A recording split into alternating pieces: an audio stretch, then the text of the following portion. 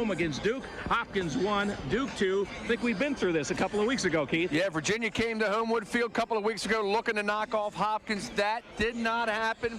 Duke, with a win tonight, Scott, would be #1 in the rankings for the first time ever. But beating Hopkins here will not be easy. Not easy indeed. Let's bring in Quint Kesnick, our expert analyst. Quint, when you look at Duke, they almost look like Syracuse, the past teams, really putting up some points, 13 goals a game, and a freshman leading the nation in goal scoring. Yeah, and that freshman is Zach Greer, NCAA leading 36 goals. The lanky freshman from Whitby, Ontario, Canada, compares favorably to John Grant and Tom Maricek. The kid can catch anything inside the beltway, and he finishes with a slick stick inside. He had 7 goals against VMI. This guy is going to be a major player for a long time. Well, the freshman on the Blue Devils side, and Keith, Hopkins got a super sophomore as we take a look at our Jiffy Lube players to watch. Yeah, his name is Jake Byrne. He grew up just outside Washington, D.C., went to Landon Prep, real prestigious and outstanding lacrosse school. Jake Byrne wears number 25, switched from midfield to attack this year and has responded, scored 3 goals in the season opener against Princeton and has really not stopped since, Scott. He gives Dave Petromala a lot of punch up front, 12 goals and 6 assists, and he's in the midst of an outstanding sophomore year. Hopkins is 7-0, Duke's 11-0. We'll be back to take a look at the starting lineups right after this. Toyota presents the ESPNU ABC2 College Lacrosse Game of the Week. Brought to you by Toyota and your Toyota dealer. Toyota value that's moving you forward. And Bud Light. Fresh, smooth, real. It's all here. Okay, you never told me. What was that? Crunchy! Guys, I got... Want something crunchy? Guys? Taco Bell is open late. Feed your need for all the crunchy, grilled, marinated, spicy, and melty taste you can only get at Taco Bell. Want to spice up the night? Think outside the bun. Open till 1 a.m. or later.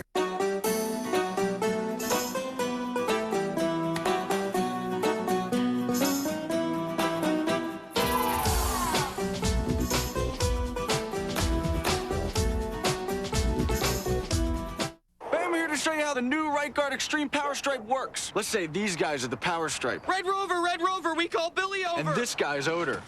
But now it's 25% stronger because we supercharged the stripe with dry tech. Red Rover, we call T-O-over.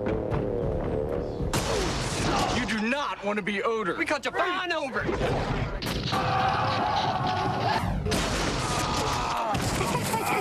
Yo, get more extreme, get right guard. You beat up the wrong guy. Sunday, the #1 show in America. I know what you did to her. Will end with the biggest finale of the season. Not everyone will survive. On an all-new Desperate Housewives, Sunday 9, 8 Central, only on ABC. Well, there you see how the series shapes up. Hopkins has won 8 of the 10 games. Blue Jays have won 2 of the last 3 as well, and we're just about set to go. Good crowd here at Homewood Field. Kyle Harrison out at the face-off circle for the Blue Jays. And Dan Snow from Garden City, New York. Be interesting, guys, to see how many face-off Kyle Harrison takes tonight. And that time he gets decked, and it'll be a penalty on Duke, so Hopkins will regain or will gain the first possession. Duke under 50% on the year face-off, so that could be an advantage that Hopkins has in this game. Byrne, Lesueur, and Huntley on the attack for the Blue Jays. Harrison, Pizer, and Rakowski, the Duke transfer. Quint, will be interesting to see who bumps up on the long poles for Duke. Talked to Dave Petromala today during our taping of our TV show and said he's seen a lot of different schemes throughout the year. We'll see what Mike Pressler's decided. Yeah, right now they've bumped 2 poles up, Harrison and Pizer. Kyle Harrison with a bouncer on goal. No problem for Aaron Fenton, the senior goalkeeper, 50-year senior. And here come the Blue Devils. Fenton's one of the most underrated goalies in the country. And tonight he'll be tested, though. Good Hopkins shooters and a lighting scenario here at Homewood Field that is less than ideal. tough for the goalies, Quint. We've seen it night games in the past. They really have problems picking up the ball. Zach Greer, the guy to watch. We touched on him in our pregame setup. Greer, the freshman from Whitby, Ontario.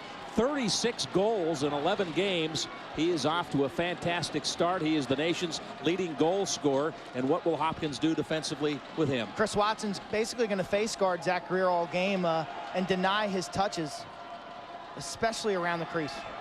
Quinn, he scored a lot of those goals against VMI, against Butler, but is he legit? Yeah, no, I said it in the open. I think he compares favorably to a young John Grant or a young Tom Marechek. These Canadian kids, they can catch and they can finish from in tight. It's a different skill. Remember, they grew up shooting on a 4x4 goal. In college lacrosse is a 6x6 goal. So, he shoots over 50% right now. I don't see that number coming down as he matures. 69 shots, 36 goals. You don't do that by accident. No. Yeah, I don't care. It's a good point. You score a goal, regardless who the competition is. But this is really a step up, if you ask me, for them defensively. Yeah, well, for Duke's been impressive this year. No, they beat Maryland at Maryland, close game. They beat Carolina. They blew out Georgetown. Yeah. Oh, nice pass.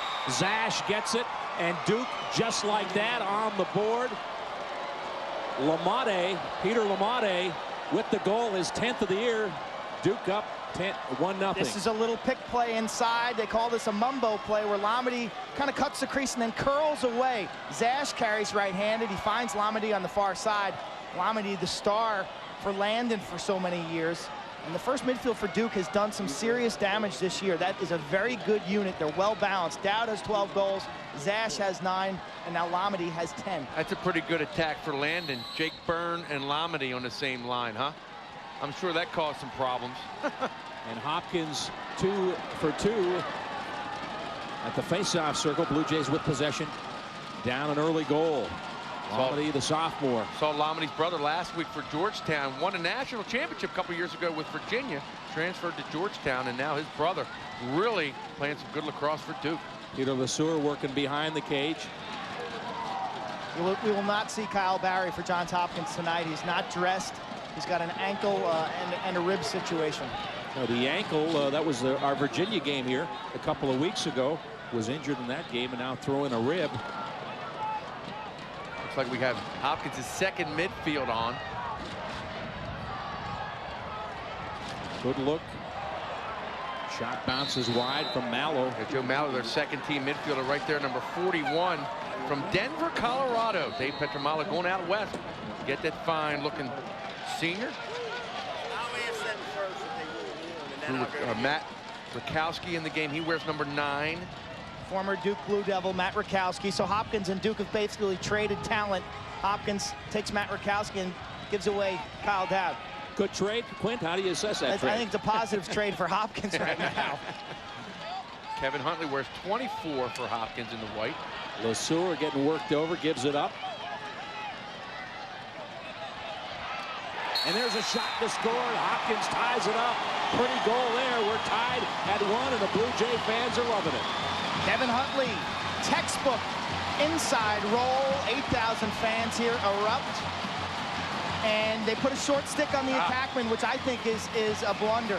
Kevin Huntley's not the guy I'm putting a short stick on, let me tell you. He's powerful, he's crafty inside, and he's starting to feel confident for a freshman.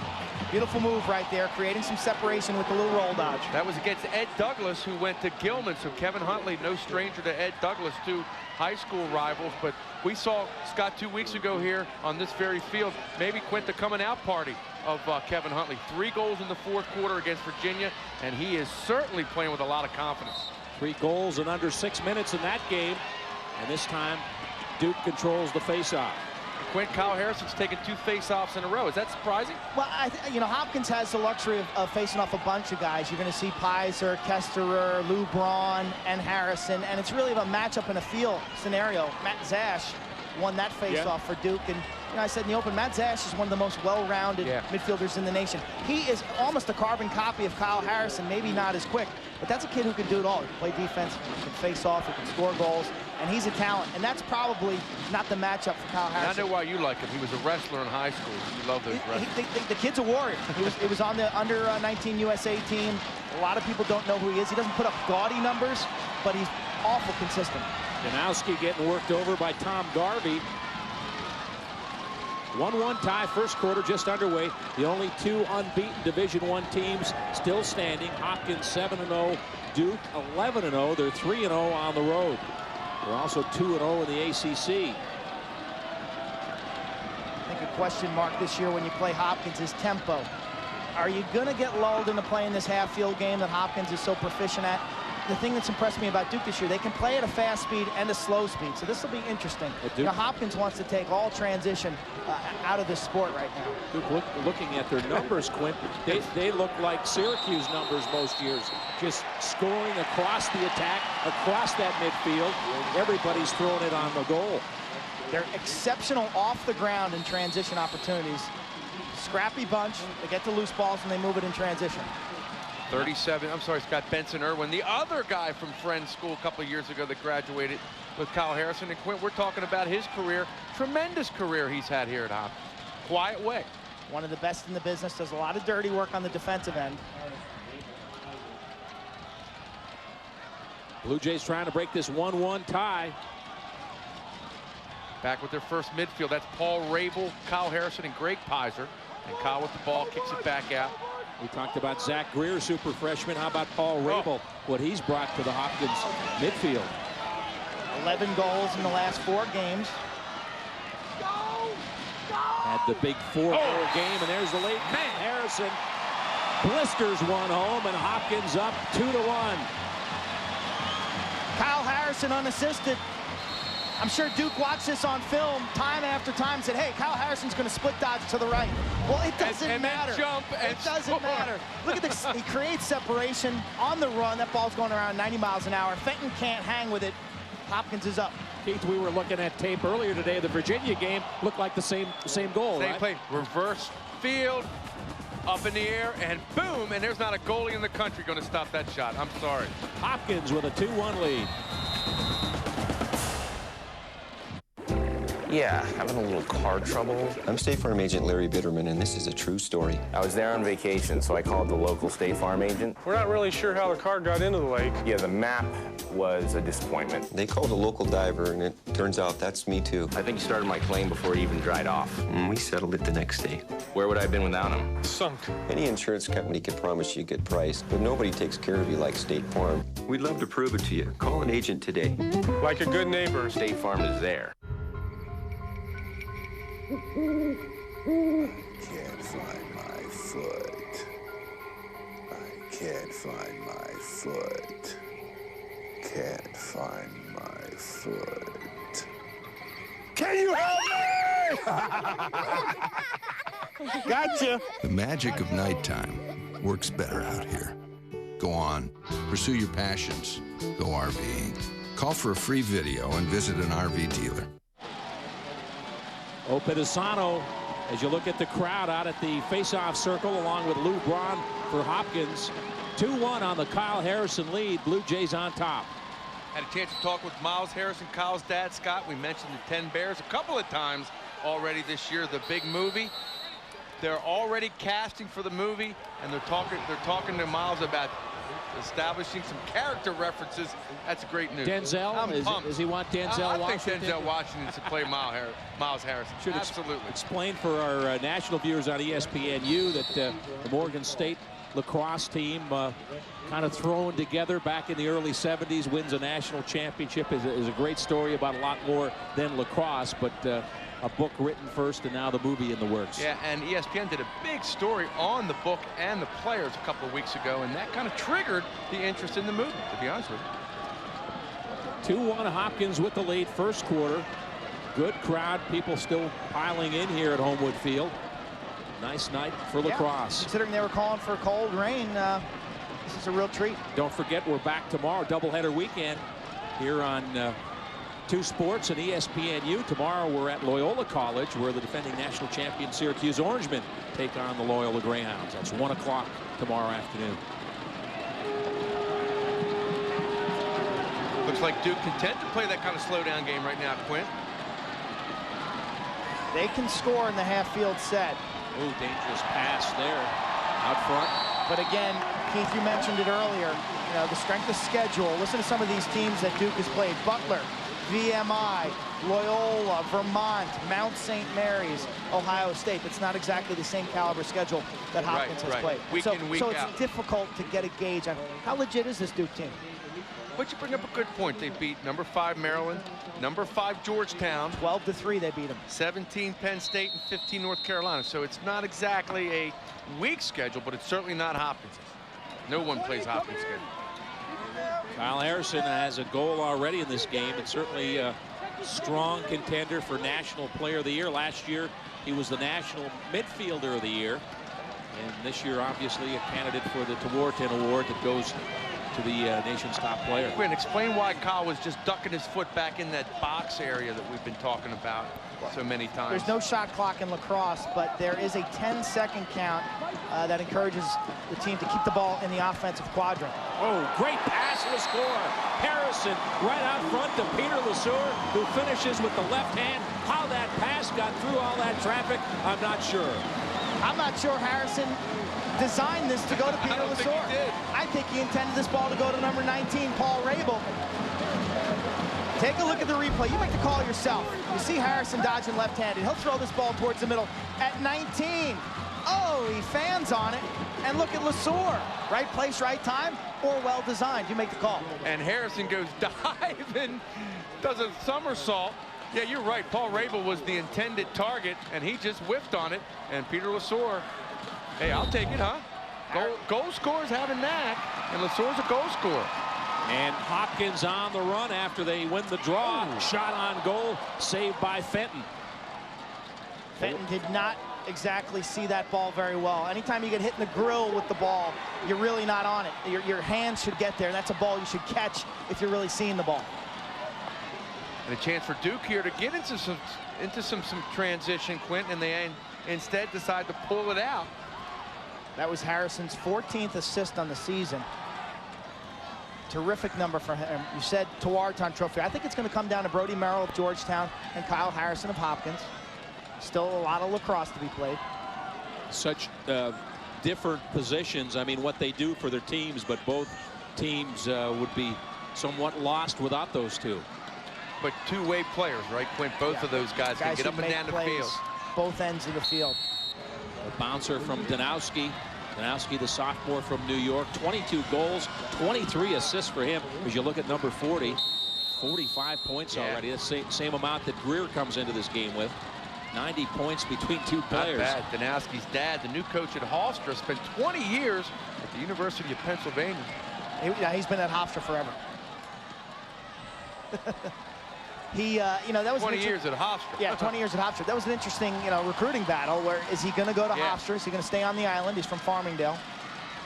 Well, be careful here. Hopkins trying to clear. And I believe it came down to Hopkins or Duke. Oh, here's a stick. Horrible, horrible pass.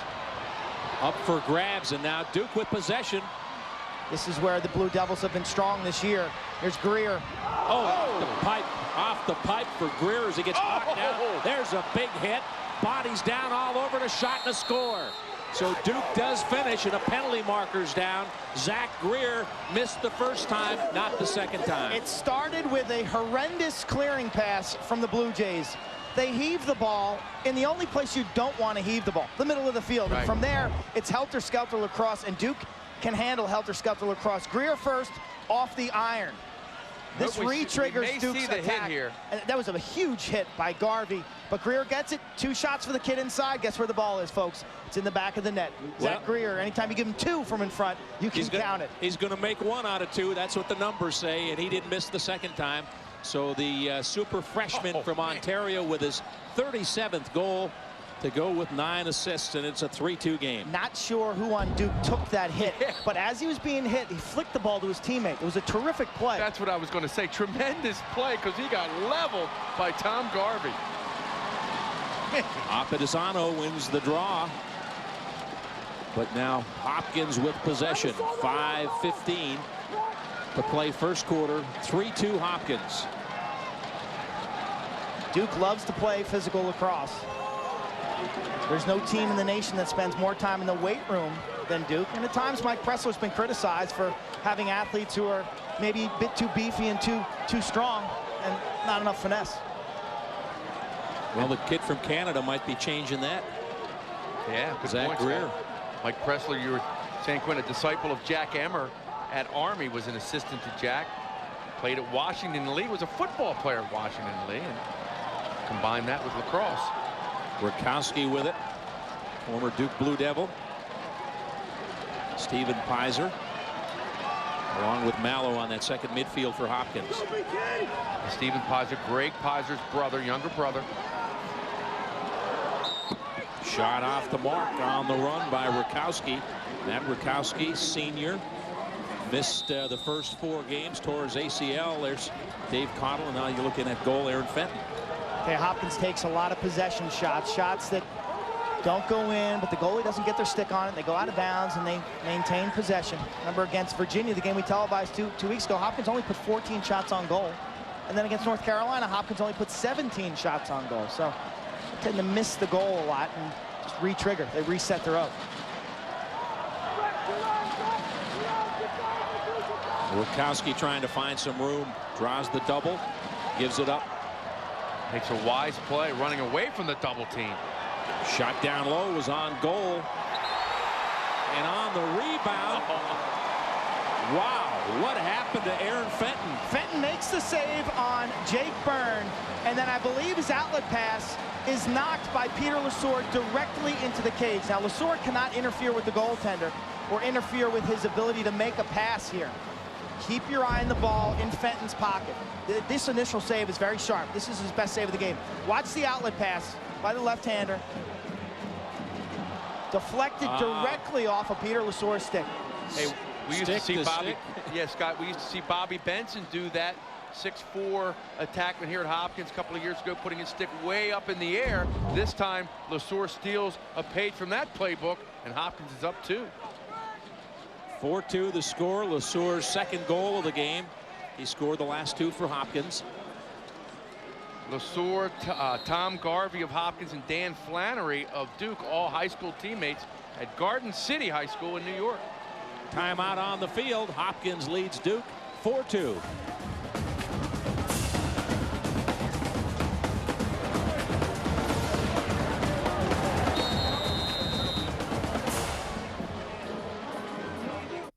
If it's played on a campus, it's on ESPNU. It's 3-on-2. Score! He kept his feet going. Touchdown. He's got it! The best college sports action all year long. Oh, to carry it down this rocket! The Denver Pioneers win the national championship. Scores! Here's what's playing tonight at 7, live baseball. Georgia Tech versus North Carolina. And at 10, Texas Tech battles Oklahoma. ESPNU, always in season. Fact. Scientists now know there are 3 major causes of male hair loss.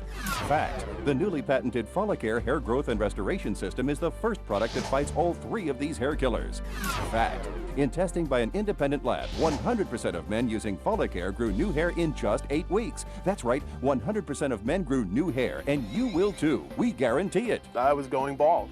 Then I started to use Follicare, and there's a lot more hair there in a very short period of time. It's a great product. Follicare was developed by Dr. Chris Catalfo, who at 28 years old was rapidly going bald. Desperate, Dr. Catalfo attacked all the reasons for his hair loss at once, and now has a full head of hair. You too will grow hair with the patented Follicare system. We guarantee it or your money back.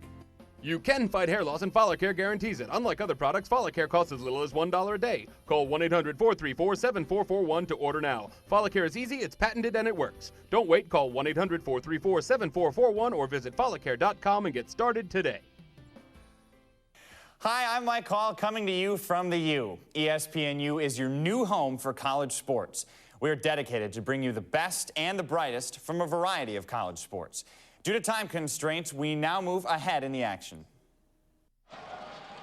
Second quarter ready to start here at Homewood Field. Hopkins on top, 5-2.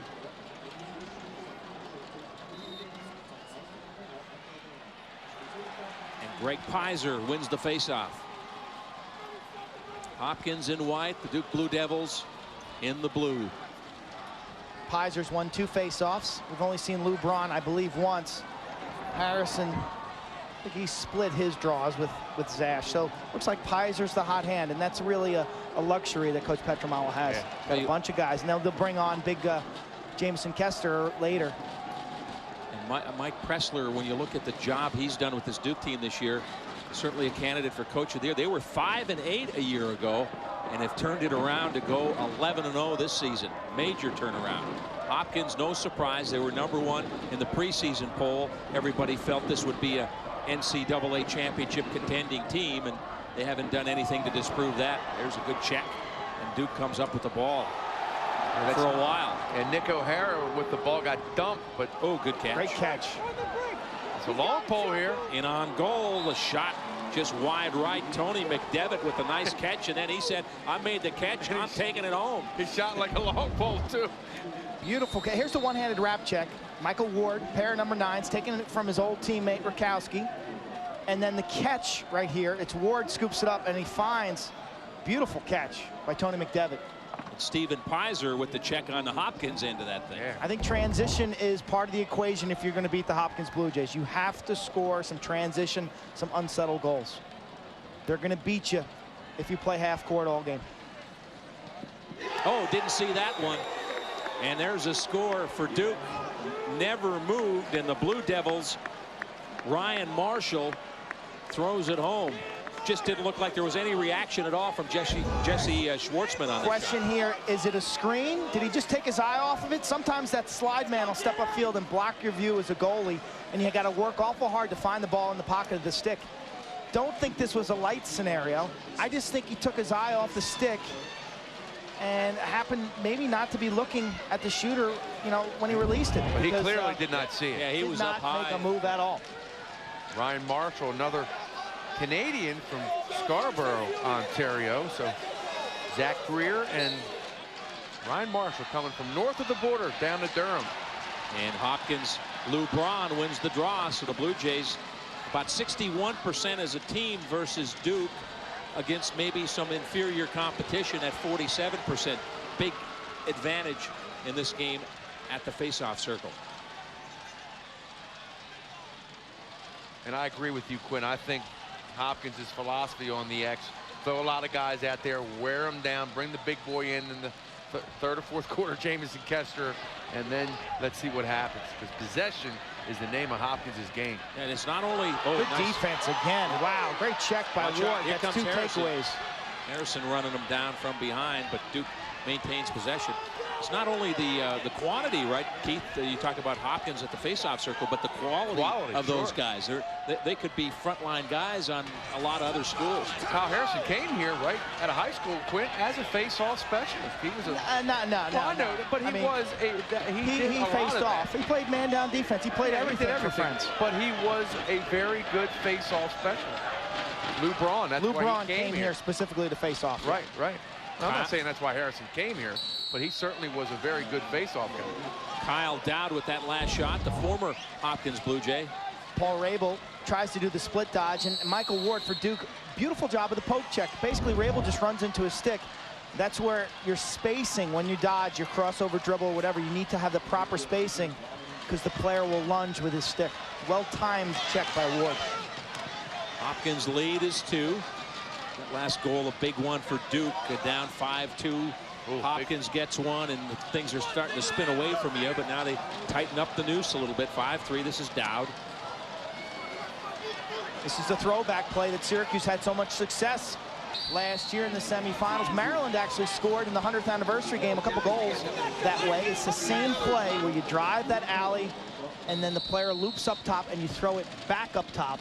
And that's where Matt Zash was sitting, had a good look. Yeah, remember Syracuse's midfielders just absolutely smoked Hopkins defense with that same play.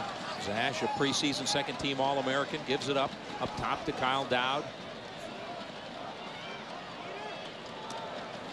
Mamadi passes in front, and there he is. Zach Greer's got his second and 38th on the season, and it's a 1-goal lead for Hopkins. You might want to cover Zach Greer near the cage if you're Hopkins, because this kid's got hands that are sensational. This is as good as anything you've ever seen from the Gates, Tom Marechek, or John Grant. Watch this catch.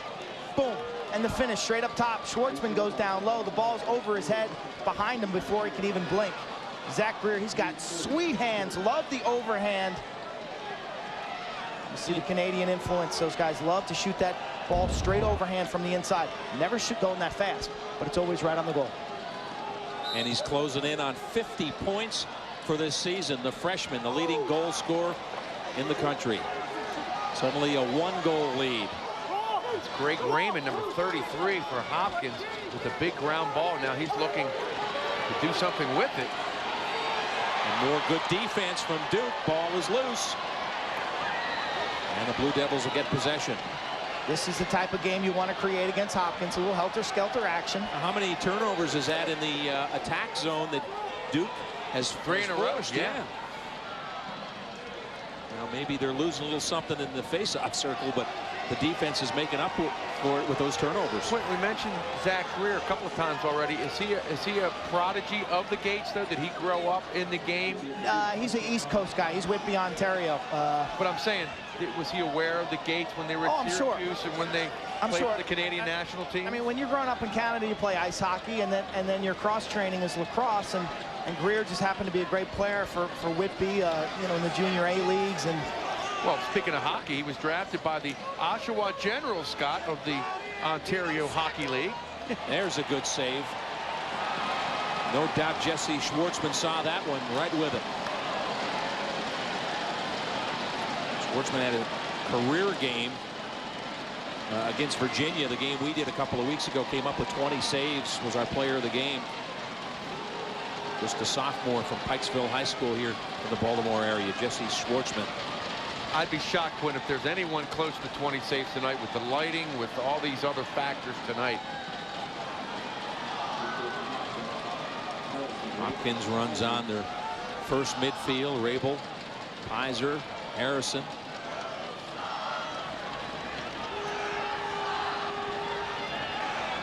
Harrison guarded by number 77, Nick O'Hara. That's a big matchup there.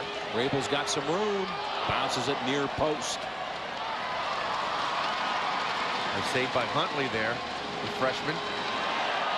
Left to right and back out with the left, and he scored. And a flag is down. No crease violation.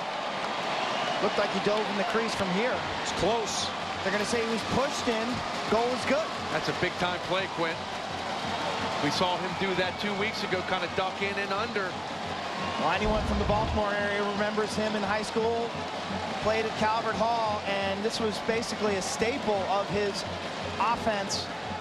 Left-handed, he'll tuck this goal side, lean in, use his body to protect, dive across the crease and score. So the two super freshmen, Greer with 2 goals, Huntley with 2 goals, and Hopkins leads at 6-4.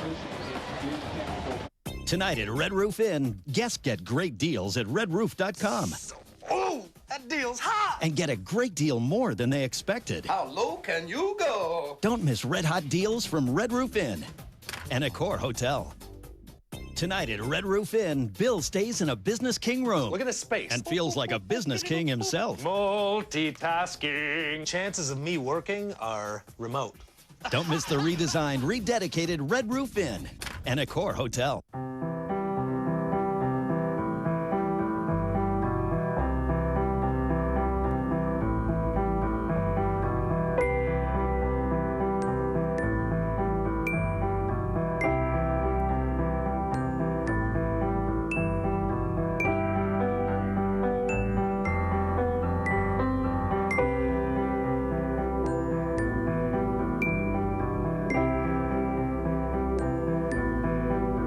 The best is yet to come. This Sunday, I'm not doing what you think I'm doing. the most anticipated season finales are here. Stick it up my what? First, it's the #1 show in America. You beat up the wrong guy. And this time, someone I am going to kill you! will not survive. Then it's TV's most talked about new show. Everybody's got a secret. And the last 5 minutes is a shocker. I'm so sorry. The season finales of Desperate Housewives and Grey's Anatomy. Sunday starting 9/8 Central only on ABC. Kevin Huntley with the goal. The question, did he dive? Yeah, this is the toughest call for officials nowadays. Is he pushed? Did he dive?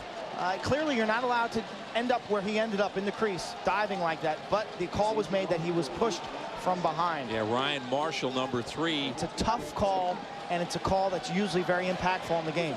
You know, it's a goal or no goal, and can be a lot of controversy. I've always felt that the one thing about officiating. I've always felt the officials should be getting a little closer to the cage, and I felt that a lot of those scenarios, it's sometimes out on the wings, they're not as close as they should be. Matt Zash won the faceoff for the Blue Devils, 6-4. A little under 9 minutes to play first half. Back with you tomorrow. Don't forget 1 o'clock. Defending national champion Syracuse Orangemen in Baltimore at Diane Jeffy Akins Field to take on the Loyola Greyhounds. Bill Durgell, Scott, goes against his former alma mater, Syracuse University. Former captain of the Orangemen. And Loyola playing some pretty good lacrosse. Yes. They're coming on. Yep. Those young kids are growing up. No question about it. Benson Irwin, number 37, high school teammate with Kyle Harrison.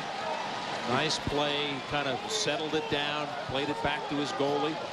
Duke rides well here, forcing a couple cross-field passes. But a nice clear that should get the applause of this lacrosse-savvy audience here. It's like the Masters. They have watched their share of lacrosse over the years here at Homewood, no question about it. Savvy's a good word for it. They would be referred to as the gallery and never the crowd, right? The patrons. No, they're the patrons. You might never be asked back, right? Yeah, the patrons. When you play here at Hopkins as a goalie and you make a clearing pass like that and they applaud, I always could get some momentum from a little simple play like that, because they recognize that you made a simple pass. Hey, I just gave up 10 goals, but big deal, I made a pass. And it was always kind of like, okay, you build on it. Yeah, you can go forward. And I think from a crowd standpoint, I think that's something in sportsmanship and sports we forget as fans. You know, cheer a little play for a kid and a student athlete. And next thing you know, he's making a great play. Oh, great pass there. Shot up top is stopped. I think if Huntley had to do that all over again, he would not have chosen that. He went upstairs, yeah. Safe to say that, Quint? Did he fake himself out? It looked like he may have. Looked like he faked himself out a bit. And you notice how careful Aaron Fenton was on the clear when he wasn't going to get stuck again like LeSueur got him earlier.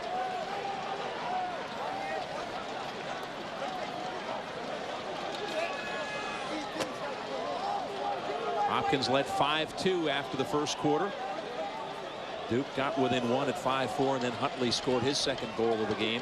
Seeing two fantastic freshmen here, Kevin Huntley and Zach Greer from Duke, who leads the nation in goals scored now with 38. Teammate Scott, as we said earlier, on the Canadian under-19 team 2 years ago that lost to the United States. Now, Greer is from Canada. We're wondering how Kevin Huntley got on that Huntley's team. father played here at Hopkins, was one of the greatest players in the history of Johns Hopkins lacrosse. But I think I was cheering for that team because I got a little French Canadian in me too, so I think that was my team as well. I could have played for them. Mike Marion, our floor director up here, he's part of that team. But that's a pretty potent front line right there, Quint. Huntley and Greer as 19-year-old attackmen. Whew. And they threw up 10 goals against the United States, which is probably pretty impressive. Greer played midfield most of those World games. And I remember watching a game with Coach Cottle of Maryland. Was he drooling? Yeah. Penalty marker down. Shot and a score. Let's see. Danowski threw it in. Delayed penalty. The goal will count. How about that possession for the Blue Devils? They take their sweet time and convert. Circular passing. The ball's behind the cage.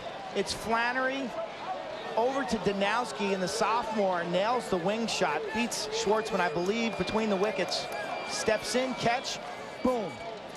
Duke right back in this thing. And Matt Danowski's red hot. He now has 9 goals in the last 3 games for Duke as they get within 1. His 23rd goal of the season, but 9 in his last 3 games. He's feeling it.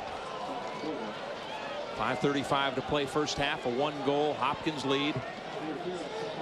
Blue Jays perfect 7-0. Duke 11-0. Oh, boy, that was a... Keith, you mentioned earlier, they have never been, in all their years of lacrosse, never been ranked #1. They've been #2. Here come the Blue Jays.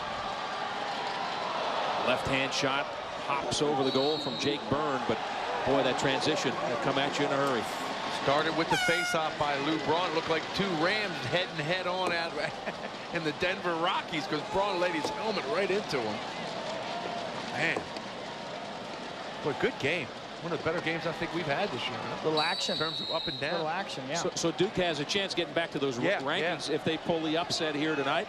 they've got a chance to be #1 for the first time in their history. Yeah, Scott, they were 8-7 2 years ago, 5-8 last year, as you said, and one Final Four in their history. That was 1997. So, you know, this isn't basketball we're talking about. It's lacrosse, and they have a chance to make some history tonight. Greg Pizer with that last shot.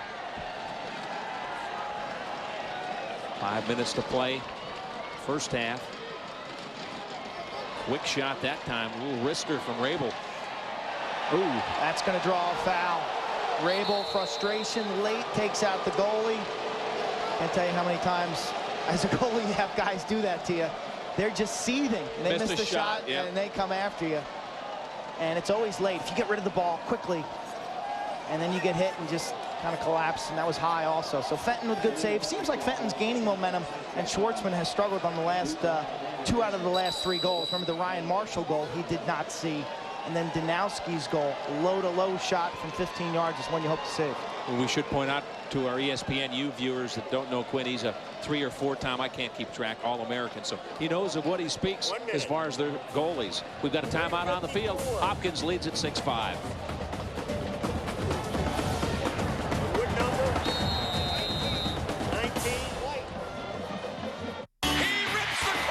It's the fastest growing sport in America. Saturday, the NCAA Men's Lacrosse Championship is ESPNU's big event. He's got it! The battle begins at noon. In college sports, emotion is an heirloom. Passion is passed on from one generation to the next. Allegiance as a family affair. The binding force to it all? Tradition. Ceremonious walks and chants. Rivalries. Picnics and parties. The customs that create a sense of belonging to this moment and all the celebrations past. Right out in front are the performances. The nation's youth stretching for perfection before our eyes.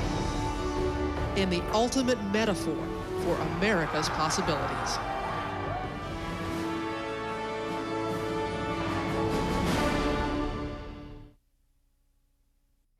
See part of that big crowd here at Homewood Field tonight. They came out to see the 2 best teams in college lacrosse, #1 against #2. So far, #1 Hopkins with a 6-5 lead. Hopkins in the white jerseys, Duke in blue with possession.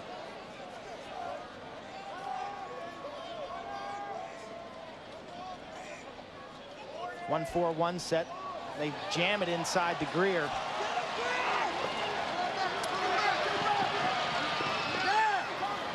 Ball stays in play. Duke up with it.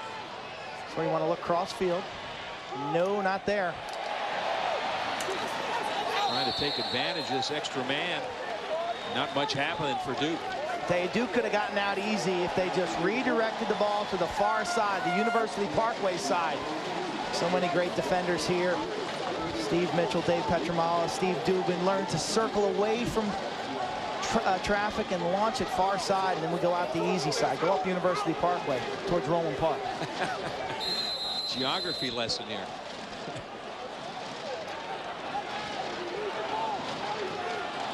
There's a score update now in the 4th quarter. Maryland and Navy having at it down in Annapolis, and the Terps lead Navy 8-7.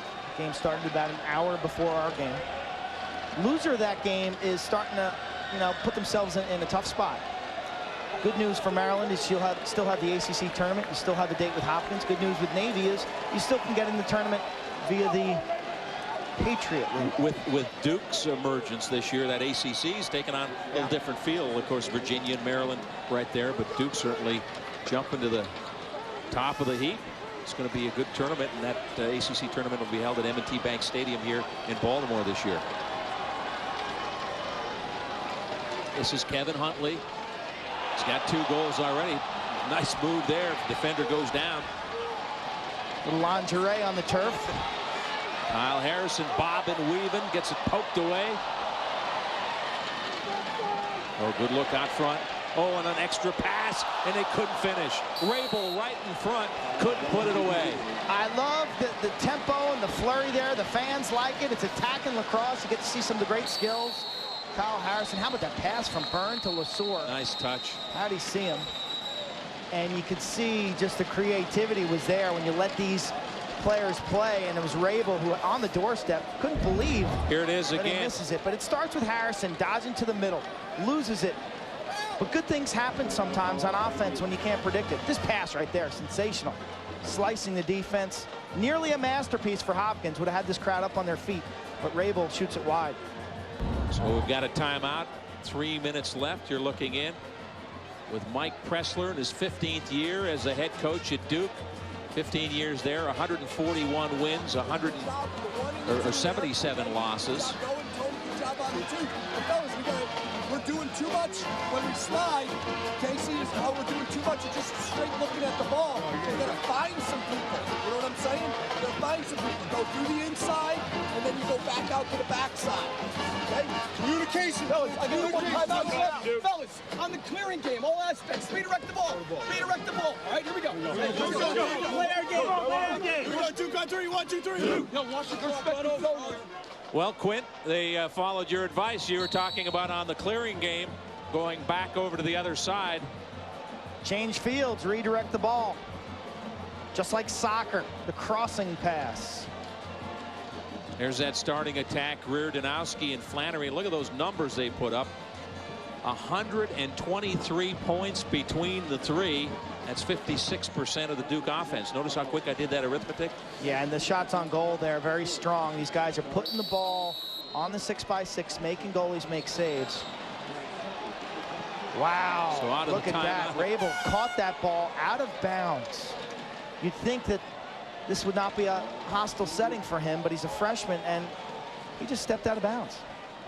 So a mental error there. Clearly shaken up after missing that one-on-one. And now Duke with a chance to tie. Just a little bit the way this is playing, a little similar to the Virginia game. Hopkins jumped out quick. Virginia rallied late in the second quarter. I think cut it to 1 at the half, and then Hopkins. I give Duke a lot of credit, though. Down 5-2. It didn't look like this was going to be their night, but they really didn't show any panic. And that goal by Ryan Marshall on a shot that Schwartzman didn't see kind of gave him hope, I think. And Duke has outscored Hopkins 3-1 in the second quarter. This is Zash. Back out on top. There's the play you saw earlier, Quint. Trying to pull him over to the wing and then back out front with it.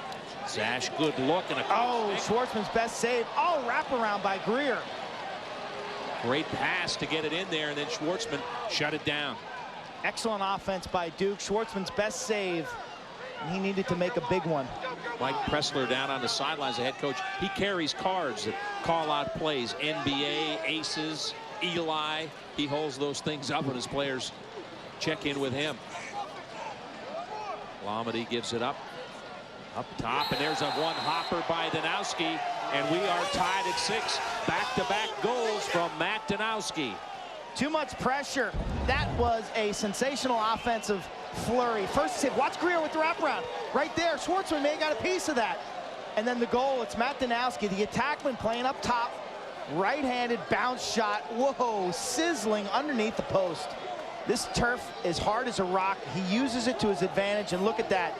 Nestle underneath the post. Beautiful outside bounce shot.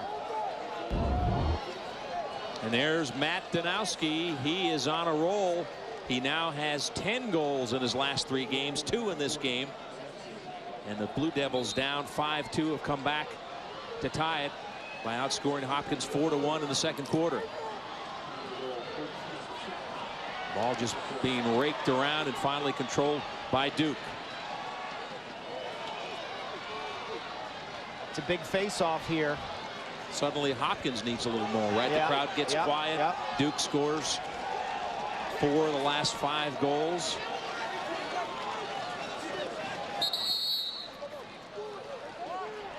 Legal procedure against Duke University. Some kind of box violation. Not sure if they had too many men on the field. Getting down near a minute now. 1:12 left in the half. Harrison trying to find some room. Left side. Shot and a save.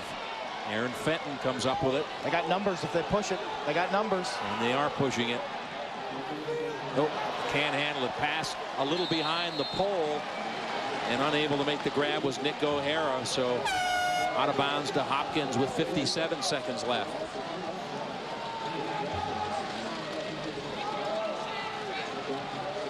Mike Pressler sporting the beard this year. He kind of changed his duties. Typically, he's been coaching the defense. This is really the first year in a while he has moved to the offensive coordinator spot. And it is... it's working. Yeah, no, it's really worked.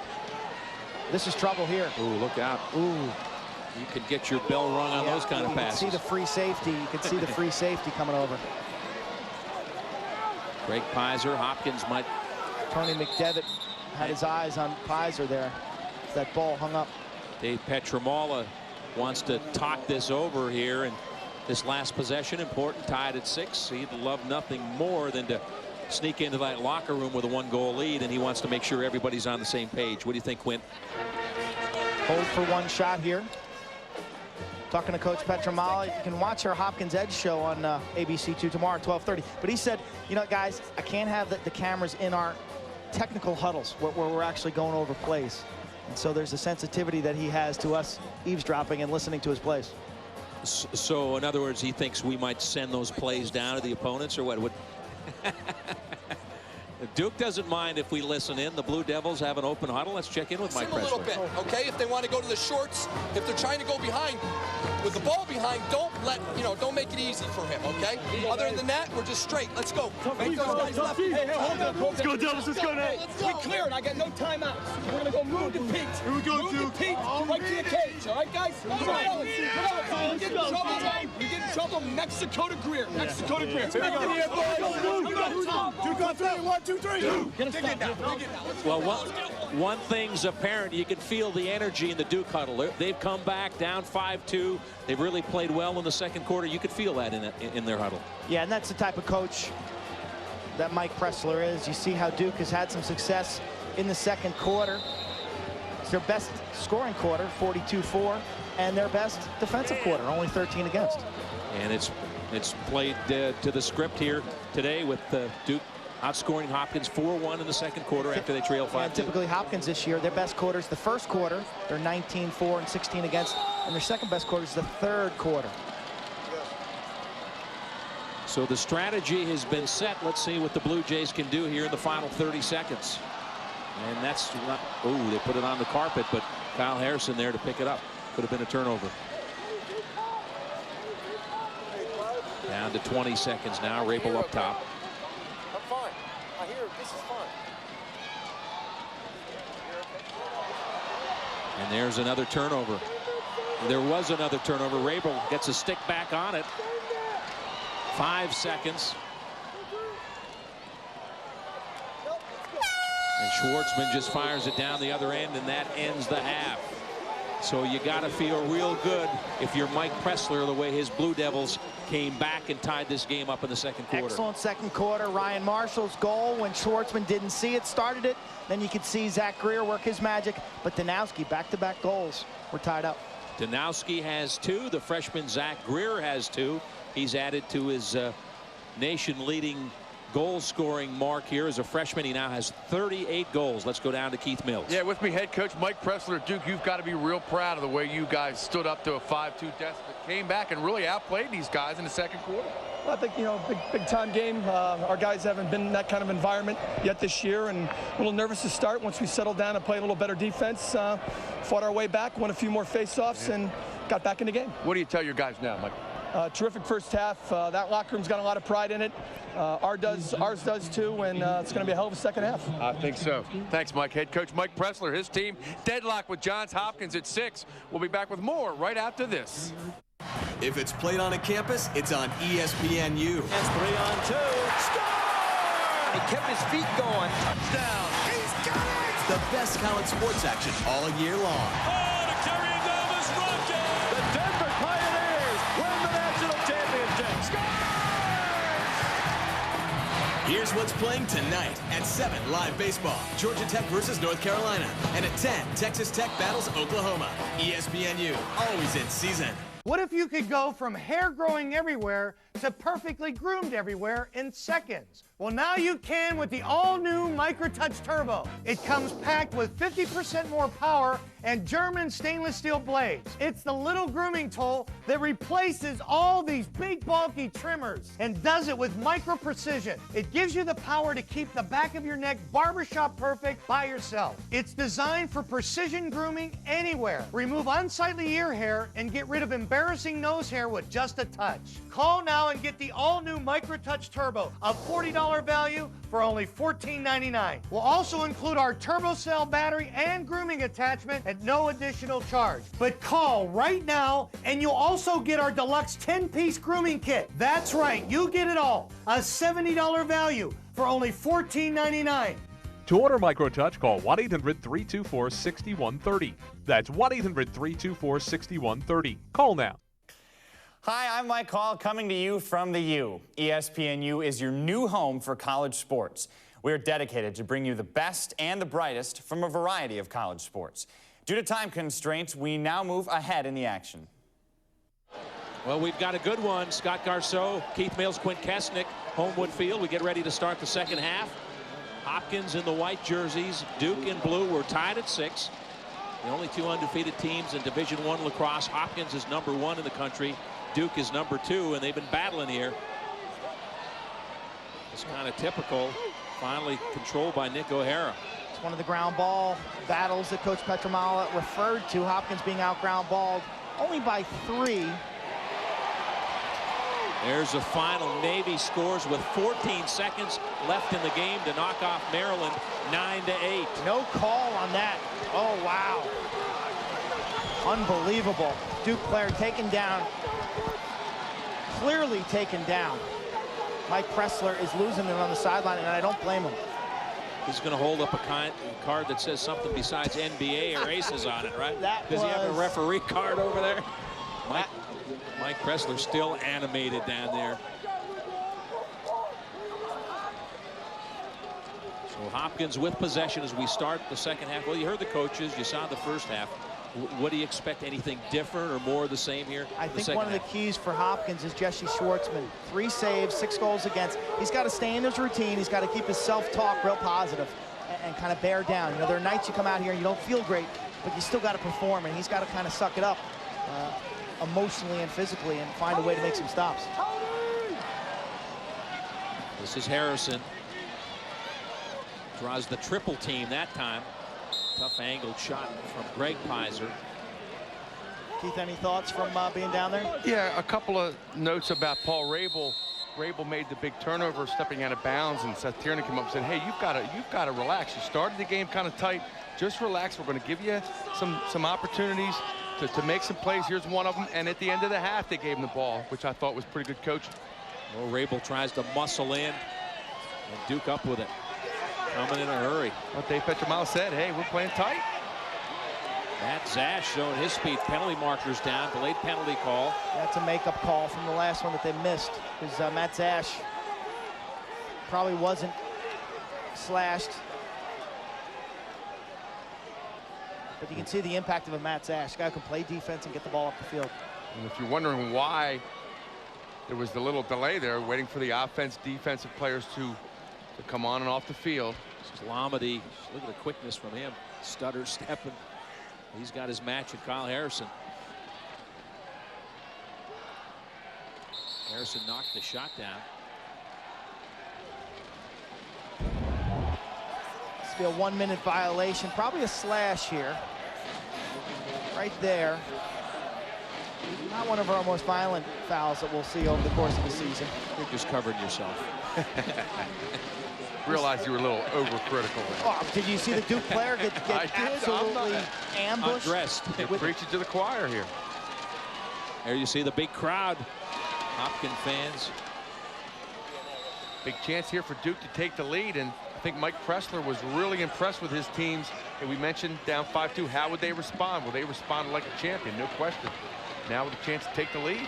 Duke has never been #1 in college lacrosse. They're ranked #2 right now. If they can win here tonight for the first time in school history, they'll be a #1 lacrosse team in the country. This is a Duke team with some pretty strong intangibles. You know, Matt Danowski's a leader. He's a kid who's been and there's the successful his whole lead. life. Speaking of the leader, shot and a score on a one-hopper, and just like that, Duke takes the lead. Simple little extra man play. Duke gets the ball up top. They're in a 3-3. They jam it down low. It's Lamadi down low to Flannery. Overhand, straight bounce shot. Schwartzman tries to get his toes on it, can't get there. Extra man goal by Duke. Yeah, Flannery, I mentioned, Scott, teammates with Peter Lesur and Tom Garvey in high school at Garden City. And he gives the Duke Blue Devils a 1-goal lead. And, well, you have to be impressed with this Blue Devil tenacity here. From down 5-2 to up 7-6. Pizer with a big win there for Hopkins. Made that one look easy. Yes, he did. Pizer came in about 67% career, best in Hopkins history. And the Blue Jays will counter now with their second midfield. Joe Mallow, Matt Rakowski on, and Steven Pizer. Again, the delay is we're waiting for the rest of the offensive personnel to come on as Huntley goes through the goal. Well, Hopkins fell behind, I think it was 7-1 up at Syracuse. Looked like they might have a loss there, and they regrouped. Great comeback win. And right now they're going through one of those periods where they were up 5-2, and Duke is taking it to them. There's the run. 5-1 run last 17 minutes. Impressive on Homewood Field, which has been pretty kind to the Blue Jays the last 4 years. Shot and a score. Flag is down. Did that go through the goal? Outside, hit the outside okay. of the net. But a flag, yeah, Scotty, you called it. Flag down. Jake Byrne took the shot. Haven't heard much today from Jake Byrne, Quint. Hans Wittelsberger. The officials been busy so far. No question about it. Lesur with the shot. The foul was earlier on in that possession, and the shot hit the side of the net. And that's why you heard the fans cheer. So now the Blue Jays go on the extra man here with 10:52 left to go. Hopkins 43.5%. They're going to score with the extra man. 10 goals on the year, 23 opportunities. Good catch there.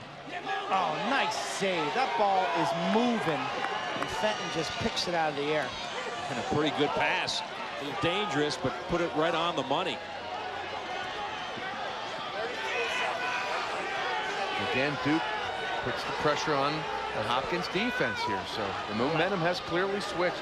Yeah, you could Seth Tierney then looking back at Jake Byrne saying, hey, remember, Fenton's a lefty. That shot against a righty is a goal 99% of the time, but he hit Fenton right in the stick. You really have to, in your week of practice leading up to a game against a lefty goalie or a righty goalie, you really have to picture that in your mind and shoot accordingly. And Duke just killing off the penalty now. Yeah. Waiting to get back to even strength. And now here he comes, Matt Zash in out of the box, back to 6-on-6 lacrosse.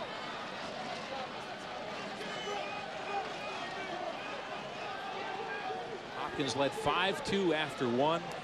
It was tied at 6 at the half, and then Flannery with the goal to give the Blue Devils a lead here in the third quarter.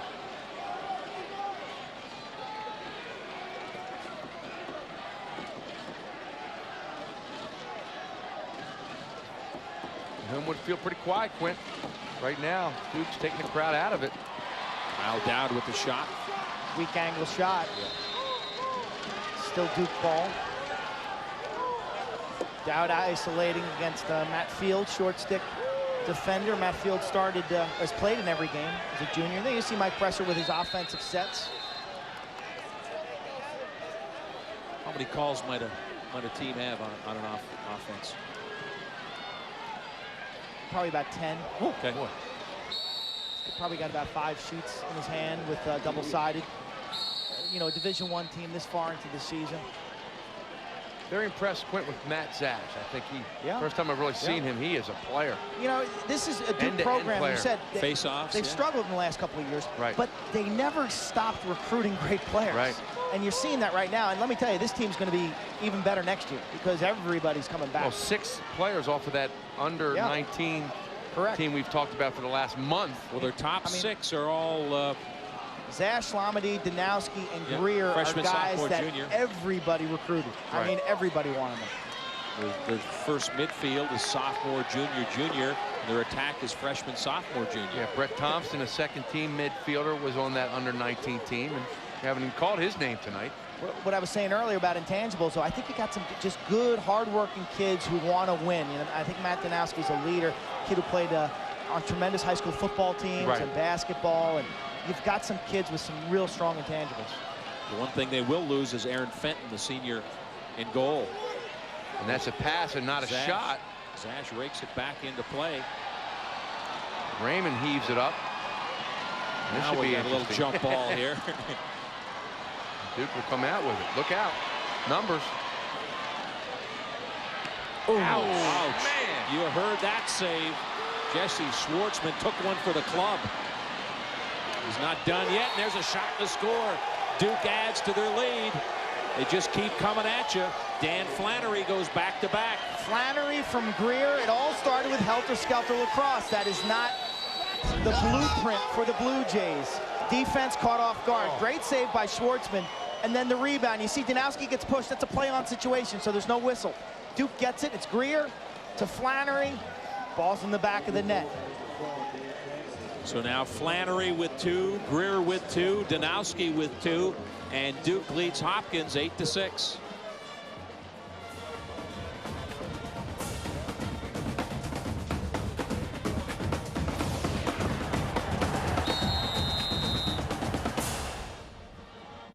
This is our job. This is our joy. This is our pain. This is our passion. This is our game. And the Seattle Storm has won their first ever WNBA title. The Seattle Storm begin their championship defense in the season opener on ABC. 2 of the league's brightest stars, Lisa Leslie and Sue Bird, square off. Saturday, 4 Eastern on ABC.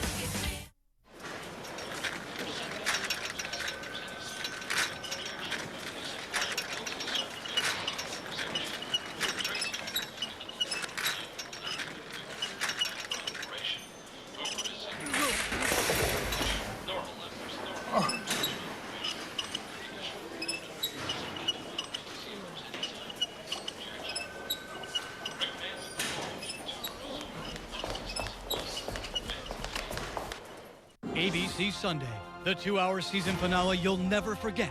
The incredible story, how this Native American woman died saving Private Jessica Lynch. Her one wish was just to bring the whole family together.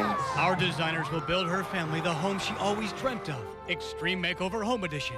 Then on Monday, see how we built a home and a center for Native American veterans. This building is our way of saying thanks. Extreme Makeover Home Edition on Sunday and how they do that on Monday. 2 season finales only on ABC. See the armband the officials are wearing. For Scotty Boyle. In honor of Scotty. Patches later on. I think that all the... Yeah, they'll be wearing patches hopefully as soon as next week. I believe Scott's number was number 16. Right. And all the referees at all levels, not just Division I college, but if you have a young son or plays at the rec league or the high school level, you'll be seeing the officials wearing his number on their chest.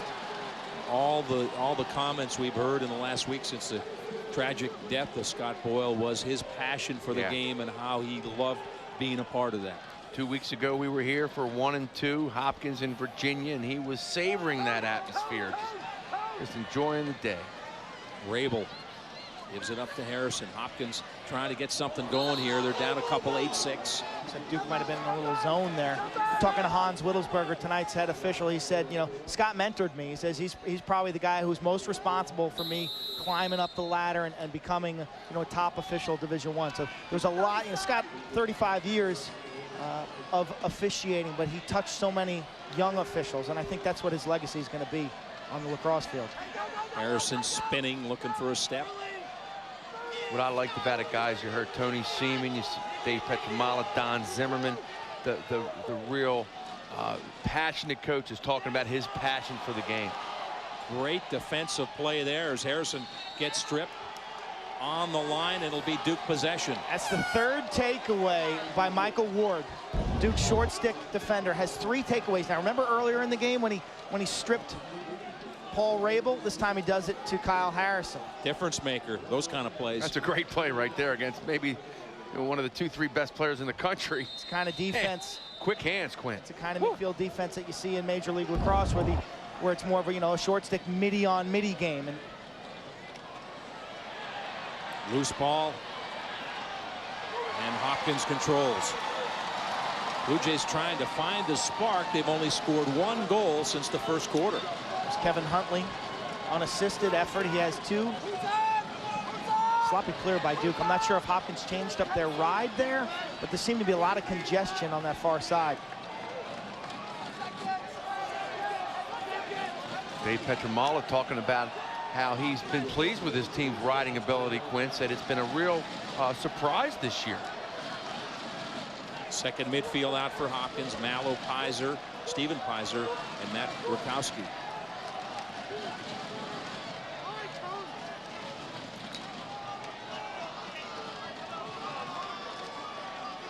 Coach Petramala talked about the emotional roller coaster that is a typical season. Big win, big comeback win at Syracuse. You got to bounce back. You had a midweek game against Albany. He says his seniors are handling that very well. Watson gets dumped by Flannery. That's a tackling on defender there. Woo. Man. Now the Blue Jays try to clear. Hopkins fortunate to come out of that scrum with the ball. And their offense intact. Joe Mallow, I believe that is. Under 5 minutes to play, third quarter. 8-6 Duke. Hopkins riding a 32-game home win streak. A win tonight would give them a school record. Not much on that shot as LeSueur got tied up a little. A can of corn there for Aaron Fenton. Bounced right to him. Scott Garceau along with Keith Mills and Quint Kesnick. We're at Homewood Field. 2 top teams in the nation going at it. Hopkins in the light jerseys. They're 7-0, ranked number 1. Duke in the blue. The Blue Devils 11-0 and ranked number 2. They have never been number 1 in the history of their school in college lacrosse. They've got a chance to achieve that goal tonight and also end Hopkins' school record tying win streak here at home. They have protected this house, as Quint mentioned earlier. Seniors have never lost a home game.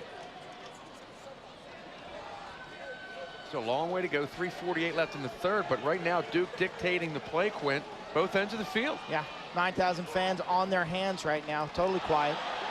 Hopkins needs a spark. Yeah, there's a chance. The one here is Duke got a little careless with the ball. Who's the spark? It's usually Kyle Harrison. Where's the spark going to come from if you're a Blue Jay fan? Hard to spark if you're Kyle and you're not playing right now. I don't think he's on the field, to tell you the truth. But good point. It's got to come from somewhere. Can't come from him every day. You know, it's got to come from someone, because they will be in this position again. You can bet the house on it. This is in a the Hopkins playoffs, defense. no question about it. This is a Hopkins defense, in my opinion, that is not really good playing from behind, because they don't have the type of defenders who can get out and get in your face and cause turnovers. This is a stay-at-home kind of a vanilla defense, that more of a meat grinder type defense. Well, I think if Duke goes into the freeze right here, they're making a grave mistake. They're not going into a freeze. All I'm saying is they're going to pull Hopkins out. Right. You got to come out and play. Spread the field a little bit. Hey, I agree with that. Duke second in the nation in scoring. A miss on that connection. Duke averaging 13 goals a game. Second to Bellarmine. Bellarmine, new school for Division I out of Louisville, Kentucky. The Butler did it to him. Suffered their first transition loss. play here, guys. Ooh. And up front, that was Joe Mallow with a point-blank shot. He wishes he had that one back. Well, he's not going to get a better look than that, Quint. Part of the problem there at the last second. Yeah, grabbing it where Mallow, as you know, they're coming at you in a hurry, and he was trying to get the shot off maybe a little quicker than he had to. Again, they'll start Rabel at the point, much like they did at the end of the half here. There's the play Duke's been running back out on top. Jake Byrne. Duke ball. Duke ball. What a great hustle play by David Evans. Showing his speed, beating Peter Lesor to the end line on that shot. Today's in-game stat. We've got a timeout on the field. 2:08 to play in the third. Duke leads Hopkins 8-6.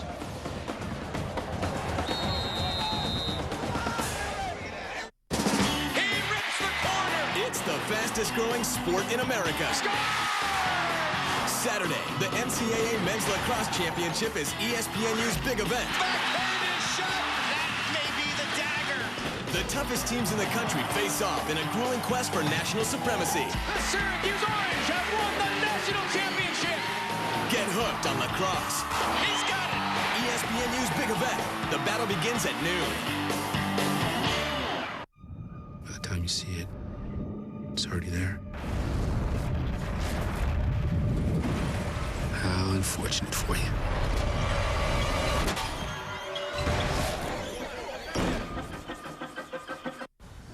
Yeah, just give me till about the end of the day tomorrow. Great. Honey? Yeah. Are you gonna be much longer? Well, just a little bit. I think the kids are getting tired. All right. Let's go home. Good job, guys. Mom, Dad, let's go. Tired of waiting for your reward? Now that you can get thank you points with your Citi credit card and for banking at Citibank, you'll get cool stuff sooner. There is no urge more powerful than hunger. It will devour you.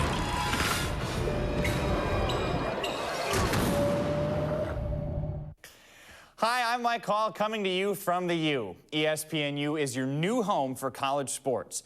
We are dedicated to bring you the best and the brightest from a variety of college sports. Due to time constraints, we now move ahead in the action. Good crowd here tonight, 7,136. Hopefully tomorrow will be as nice up at Loyola. Chance to Syracuse see and Loyola, yeah. 1 o'clock. Defending national champs. We figure Navy, Maryland play tonight. Hopkins plays tonight. A lot of local fans of those three teams will undoubtedly try to pull up stakes there tomorrow or watch us. Syracuse in town. It's not every day that Syracuse comes to Baltimore. And if yeah, it's a big deal, no question.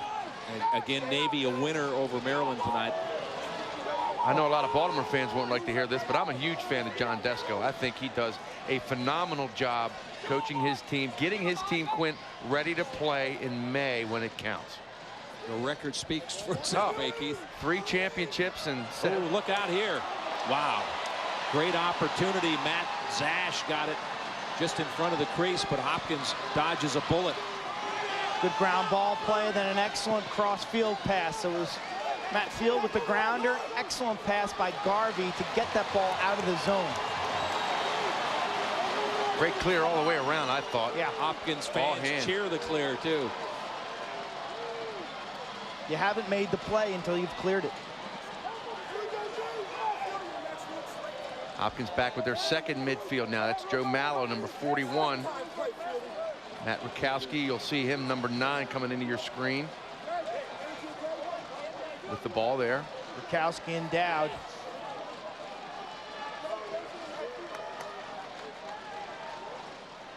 Plenty of time left, 8:45 to play. Blue Jays can tie it up with a goal here. Pretty good look. Not a bad shot there, but just not on. Steven Pizer. Man, you got to put that ball on the goal. Nail it. You're 8 yards away. No one near you. Well executed play, well designed play that time. Hopkins looks a little more efficient though on offense the last 3 or 4 possessions, Quint. They do. Rakowski darts in. No angle there, just pinching that near post. And backed up by Lesor. How about Rakowski, Quint? Amazing that he's even playing. I was going to say the way he's moving. Considering he tore his ACL in September.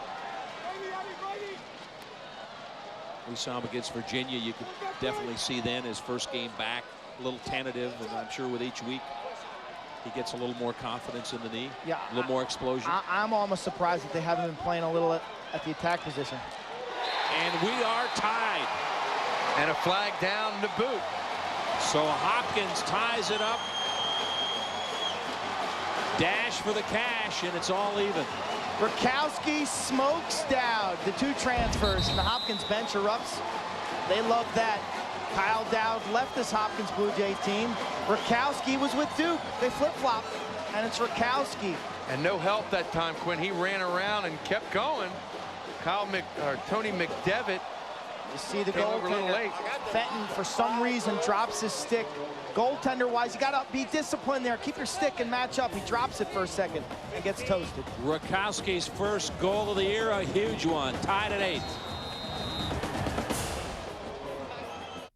If it's played on a campus, it's on ESPNU. It's 3-on-2. Score! He kept his feet going. Touchdown. He's got it!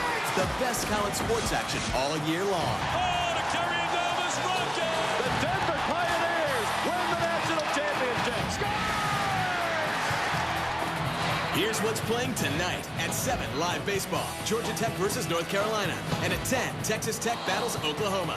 ESPNU, always in season. This is what only 5 pounds of body fat looks like. 5 pounds. How much extra body fat are you carrying around every day? 20? 40? More? This is propylene, clinically proven to reduce body fat, and so powerful that its active ingredient was issued a patent by the United States government for weight loss.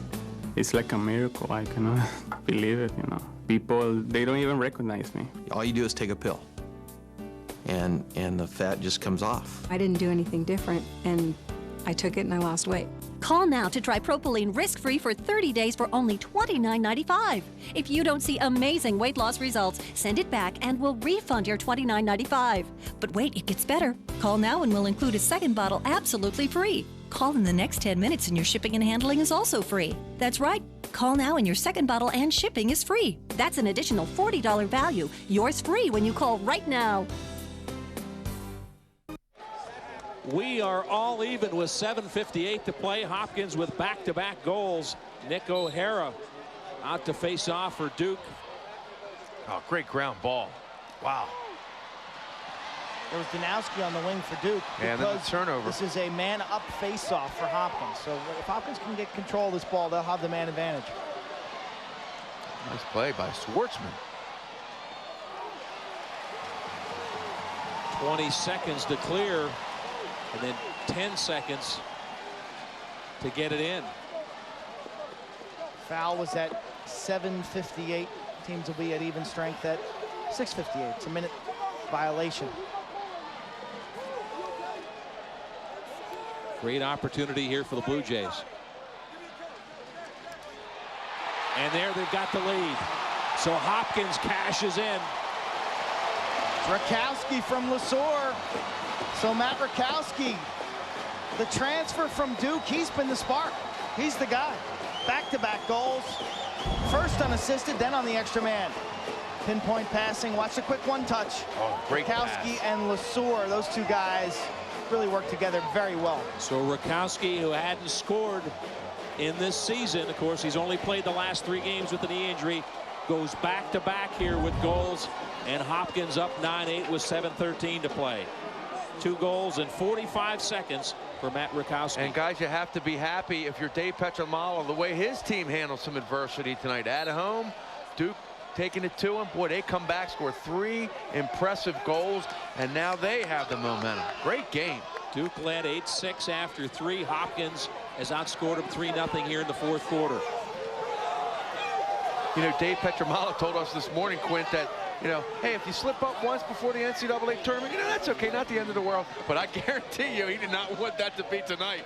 Not at home, not against the number 2 ranked team in the country. And it still may happen, but right now, the Blue Jays with a 1-goal lead. Duke trying to find their spark now with Hopkins. Oh, there it is. Up top, Kyle Dowd, the former Hopkins Blue Jay, scores for Duke, so the transfers are trading goals. There are storylines here, under storylines, and you can sense it when you watch the celebration on the Duke sideline.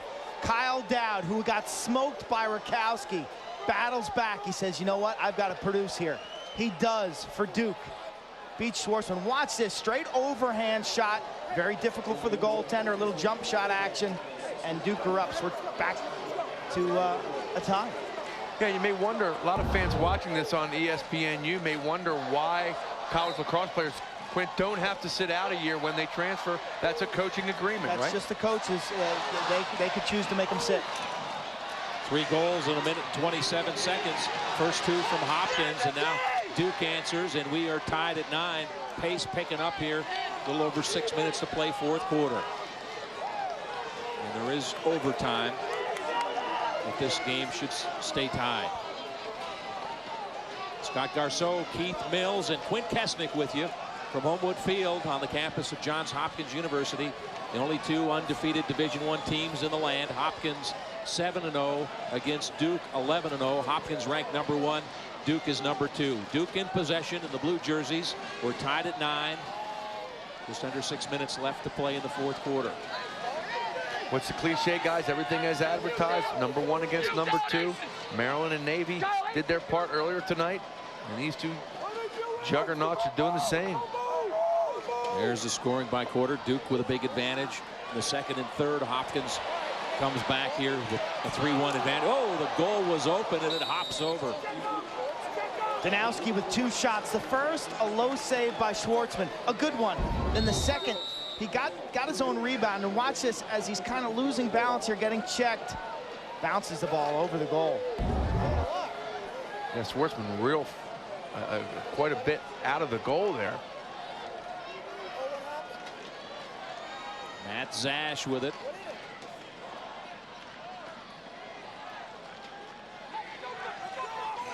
Mike Pressler yelling out instructions now as we move under 5 minutes. Hopkins looking for their 32nd straight home win. That would establish a new school record. Duke giving them fits. The one weakness in Danowski. Oh, wow, I was going to. Danowski near side. That's one that Schwartzman Picture knows perfect. that he should have had. I was going to say the one weakness that Danowski has is he likes to shoot that low-to-low shot, which is scoutable, and it's easy. When he drops his stick, he rarely lifts it. And watch him drop it this time and shoot it kind of three-quarter arm. Beat Schwartzman to the near side. This is one you got to save. And that's the hat trick for Matt Danowski. 3 for him in the game.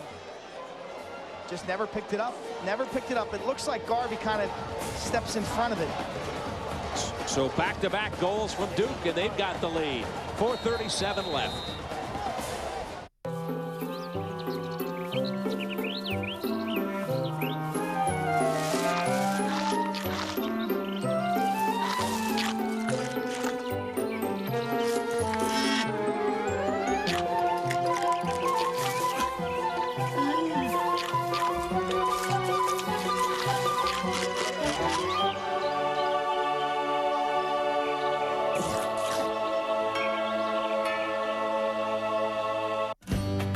Be prepared, because a victory means nothing without the lesson.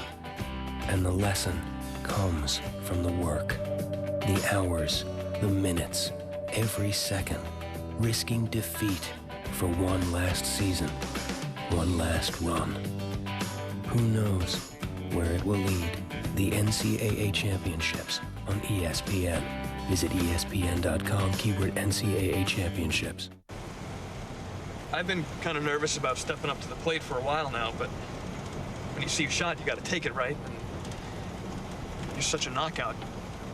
And I feel like I spent my whole life afraid to strike out. But you know, when you see that bucket, man, and you can take that shot, well, you got to take it.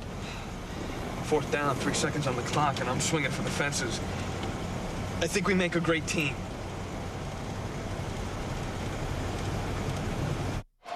This week's Fellowship of Christian Athletes Spotlight is on Josh Kovaleski, Duke's freshman attackman. Josh, a 3-time high school All-American, is an FCA lacrosse camp volunteer and a member of the FCA elite team. For more information on Josh and the FCA lacrosse camp teams and programs, visit FCALax.com. A wild flurry there, guys, to kick us off here with 4:27 left. And I may agree with Fenton there. I thought he may have had a step closer to the out-of-bounds line when the ball went out. Hopkins kind of stacked that face-off with Harrison didn't they? and Kaiser both. And Kyle came shot out of a cannon. to get it. Paul Rabel with it.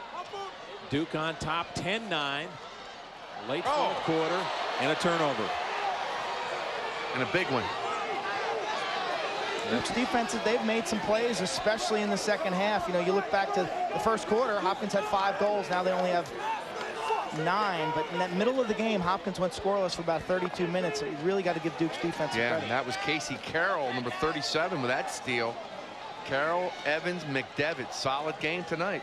And Pressler holds up his play card over on the near sideline, getting down to about the 3.5-minute mark now. And every possession now really magnified. Where Hopkins has to step out and play the ball. There's no shot clock in lacrosse. Duke will be warned for stalling if they're not making an effort to attack the goal. And we're seeing Hopkins' offensive midfielders having to play defense too here. This is Danowski who has the hat trick. Greg Pizer on Danowski. Oh, off the post. Big loose ball here.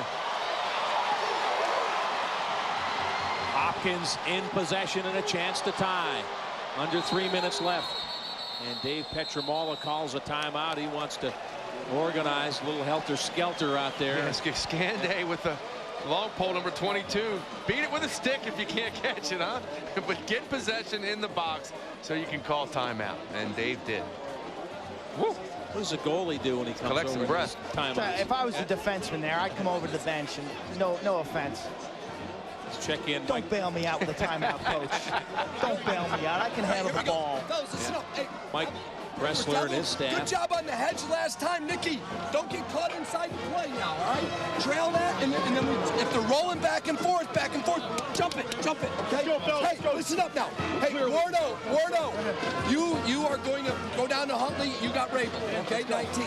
Watch any mumble inside. Hey, if we clear it, okay, we get an inbounds clear, we'll go to stack, okay? Not load, stack. Okay, now, we clear it, boys. I got both my timeouts, all right? If we now we got to think about, we clear it now. 1 goal lead, fellas. We go behind 1-5. And if they bird dog, the guy with the goalie has got to come to the ball. Everybody understand that, boys? Yep. I got 2 timeouts left here. Let's be smart. You hear the Duke strategy here. They do have a couple of timeouts left. Mike Pressler pointed that out.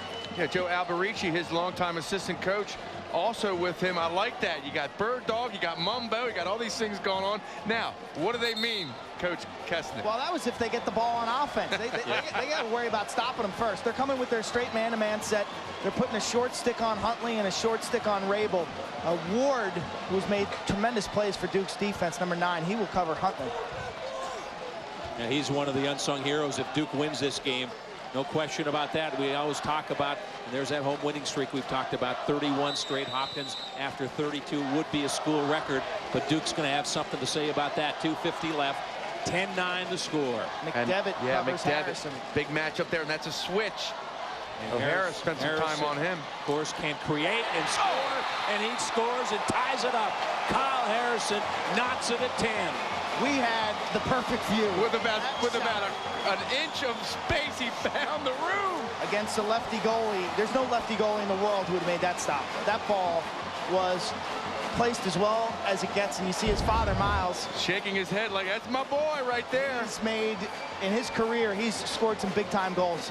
Kyle Harrison has a flair for when Hopkins needs him to score big goals. And the guys in the truck can check it, but I think that's his 100th career point, and what a way to hit that milestone.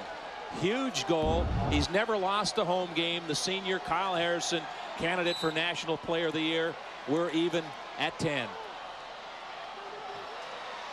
That's O'Hara with a great ground ball. He's played an excellent game on defense tonight as the long stick midfielder, and he comes up with a crucial ground ball there. Well, Zach Greer's been fairly quiet the second half. Had a couple in the first half. He leads the nation in goals scored, but Danowski, Flannery, they can get you with all 3 of those attackmen. And Zash, Dowd, 25.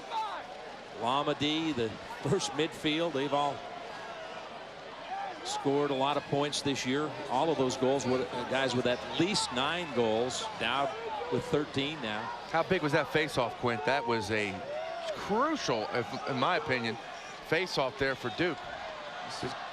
This is the freshman, yeah. Well, you want to make sure Hopkins kind of in his zone here. Now it's a man-to-man. They're just awful packed in off the ball. Remember, the last thing Mike Pressler told his team, we've got 2 timeouts left. Down to about a minute, under a minute and a half now. This is Matt Zash. Got it poked away and grabs it back. That's Pizer working on him. Greg Pizer. A big match up there. 2 solid players. Call a timeout here, and he does. Yeah. No, he's asking for it. He's calling for it. Not granted so far. Now he gets the But he was a little coy with that because he's given the timeout call inside his jacket. Yes, he was. Clock stopped with exactly a minute left to play in the 4th quarter. This could be a 5-quarter game. Duke with possession. There's Mike Pressler in his 15th year with the Blue Devils. 141 wins, 77 losses at Duke. Also coached at VMI and Ohio Wesleyan. Duke got hit by the stalling warning there, so the stalling warning will carry over. They will be forced to play this next possession in the box, right? Let's take a look at the last 2 goals that have tied this game at 10. Yeah, it was 9 apiece when Matt Danowski ripped one from the right wing. And how did that get by Jesse Schwartzman? I really think he's struggling looking at the ball from that angle. And then Kyle Harrison. That's a great shot. Unassisted goal to tie it at 10 apiece. That's right. Give me the ball, he's saying. I will find a way. Right now, it's 10-all. Stand there and then go 22 from behind. From behind. Everybody got that? I can't believe they're going to go zone here. If they go zone, we step in. 22 from behind. If not, downtown at the 22nd mark. You got to give it up. All you work, all the work. Playing jam as soon as you get to the line. So then you knock you back out of the box. Well, you heard him say at the 22nd mark is when they want to go to the cage and try to create something. There's exactly a minute left to play in the game. Mike Pressler has passed on instructions to his offense. Dave Petramala has the Hopkins defense, and you heard Pressler say, I can't believe they'll go zone. He expects the man-to-man, which I'm sure Hopkins will line up in. Well, we'll see. Hopkins brings out their core defenders. Skokandy, Harrison, Benson Irwin at the short spot. They will go man-to-man. Yeah, Kyle Harrison joining his former high school teammate on the short stick defensive end now, Benson Irwin, number 37, who plays the ball right here. And for 40 seconds, they have to keep it in the box before they attack with 20 seconds left, because they have been warned, as Quint mentioned. Benson Irwin just kind of jabbing away. And Zash takes a look at the clock. So you've got about 15 more seconds to kill, and there Irwin made the play. The strip from Benson Irwin. What a play. Could be the play of the game. Hopkins has to clear first. Down to 25 seconds. This is Raymond. To Harrison, that's where they want it. And he looks up at the clock. Kyle may take it now. I was going to say he may let Kyle just freelance there, but instead he calls timeout with 16 seconds left. Now somebody might be a hero down on this end and score, but Benson Irwin makes maybe the play of the game here. Let's take a look at it again. He just picked the pocket of Matt Zash. He steals his lunch money, and I tell you, Zash got too casual. Walking, Benson Irwin got him with a little butt end check. He reaches behind him and lifts the butt end of his stick, and the ball pops out. Watch. Yeah, you got to see the tail end. That's after it. But let me tell you, Matt Zash, you can't walk. Not against this guy. Allow this guy to cover you. You've got to sprint back and forth, in and out, in and out, in and out. Too casual for Matt Zash. Correct me if I'm wrong, but Benson Irwin, one of the premier short stick defensive players in the country. I don't care who's covering me, Millsy. If you're covering me with a cast on, I'm not letting you get We're not into my that space. desperate. I'm not giving you that space. Right. I'm not going to let you come near me. get another look at it to work. Watch him go for the back check off the butt end. Right there, he lifts it. Pat McCabe at Syracuse basically made a living on that chick. Clinic. That's a clinic on how to play defense. You know, and then that's like standing there dribbling the ball at the top of the against Raymond Felton. You got to move around. And then to have the poise to run out of trouble and for Hopkins to clear with the clock winding down. Boy, that's a big time play. Well, where do the Blue Jays go with it? Kyle Harrison obviously is going to draw a lot of attention here, but he is a great feeder as well as a scorer. Yeah, you have to put the ball in his stick to at least start the sequence, wouldn't you say, Quint? And then, you know, see what happens. Not sure. Duke's actually, they've changed the matchups now. They got O'Hara on Harrison, but Pizer will handle against Ward. Here we go. Harrison 2 goals and 2 assists in the zone. Duke's in the zone. Under 10 seconds left. Tough angle there. The left-hander Huntley fires wide. Duke's in a zone. They're just packing it in. 5 seconds left in regulation. We'll go into overtime if we stay tied at 10. Hopkins with a chance to win, and they throw it right into the stick of the Blue Jays. And that's how the 4th quarter will end. So more lacrosse to play here at Homewood Field. Number 1 and number 2 both unbeaten. And nobody wants that first loss. They've gone at it tooth and nail, and we're headed into overtime. Back with overtime lacrosse right after this.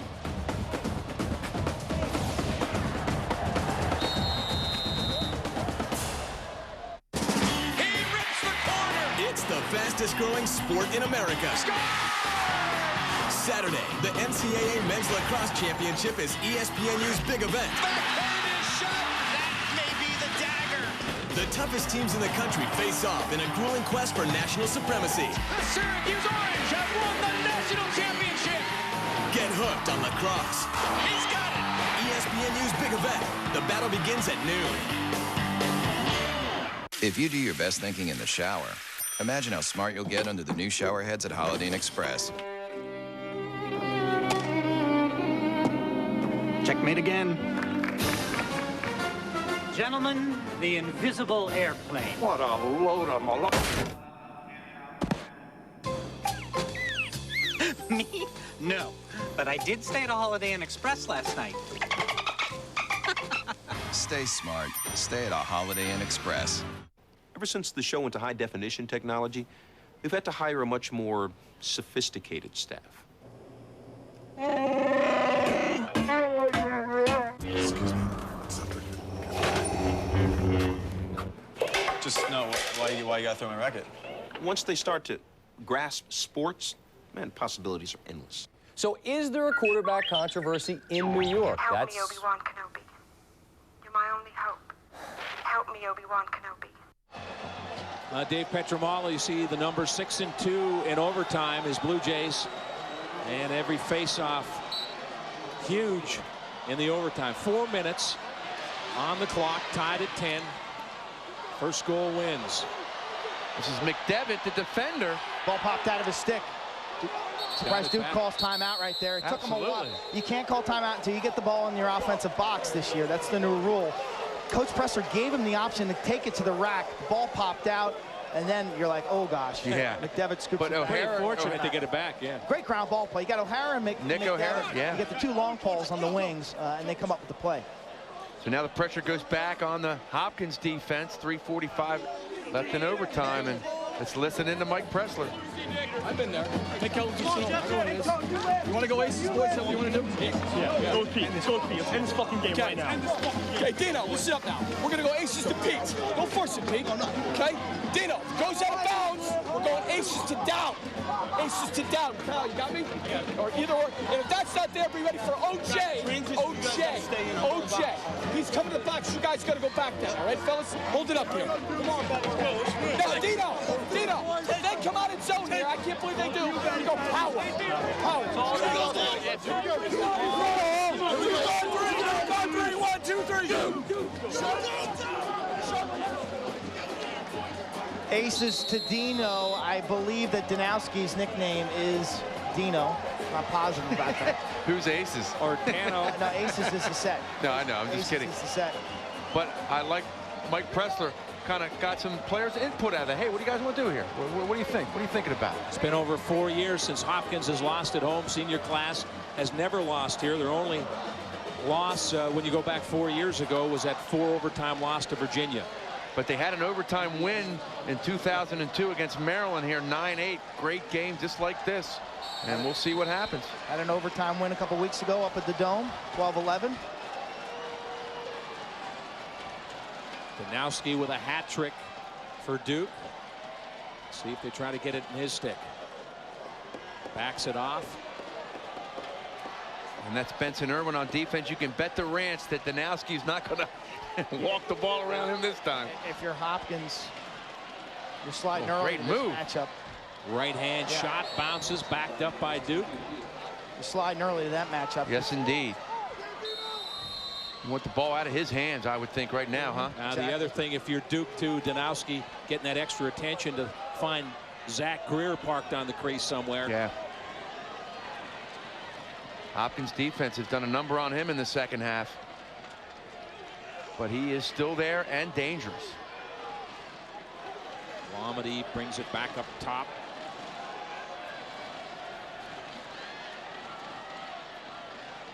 Flash back to Dowd.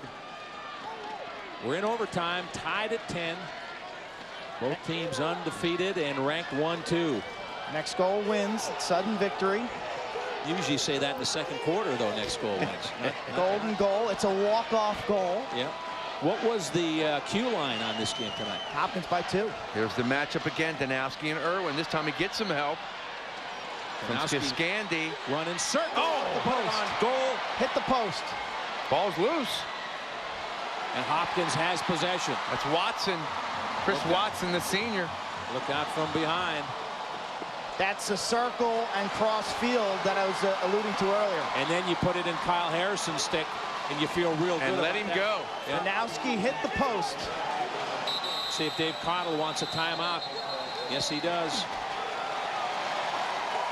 Dave Petramala, I'm sorry, Dave Cottle has already done his work tonight. We're getting caught up in this overtime thing, but Chris Watson comes up with a big ground ball. He has been a silent leader of this team the last 2 years, and he comes up with probably one of the biggest ground balls of his career. Let's take a look at Duke's last chance here. Danowski turning the corner. Bouncer. Iron. And somehow out of this scrum, you see number 43 to the left of the ball right now. He's 6'4", Chris Watson, and he scoops it up and comes around the net. There you go. And he, again, the poise of a senior. Hey, not to panic. Make a good clear, make a good pass, and let's go on offense. Hopkins ball right now. And Watson's smart, too. You know, the 1590s on the SATs. He knows when the ball comes down off the post like that, it's got backspin, so it's always going to kick towards the end line. He knows when it comes up, it's got to come back down. No, when it comes down. That's a physics thing, yeah. He knew that. Yeah. There's something to be said. That's why he's captain. Oh, yeah. Kid's pretty smart. No question about it. Pretty smart is not even the word for it. Hopkins band running out of music as we get into the 5th quarter. Let's take a look at the shot off the pipe again. We talk about a game of inches. Oh. An inch to the right, and we're packing our bags going home. 10-10, 1:57 left in the first overtime period. Fans loving it, on their feet. We've seen some good lacrosse both ends in this game. What do you do here now if you're Dave Petramala and Seth Tierney, Quint? I think you go to number 18. No question. Pizer will start it back at the Kyle Harrison. And McDevitt is now on Kyle. Number 44 in blue on number 18. Kyle Harrison with his 100th career point tonight. 2 goals, 2 assists. Now with a chance to win. He's never lost at home. He's a senior. Never lost a home game. Oh, is he quick? Left to right. Now looking, finds the open man. Rabel spinning out, loses it. It's loose at midfield. And Duke trying to run it down. They rake it back in. Again, Watson with the loose ball. He's got a man in the middle, and he sees him. That's Matt Pinto, number 31. Matt won't dazzle you with his speed, but he finds Pizer. That's a place in the past you would have had a timeout called, but with the new rule, you got to take it in. Now we're down to a minute left in the overtime period. We'll play all night if we have to.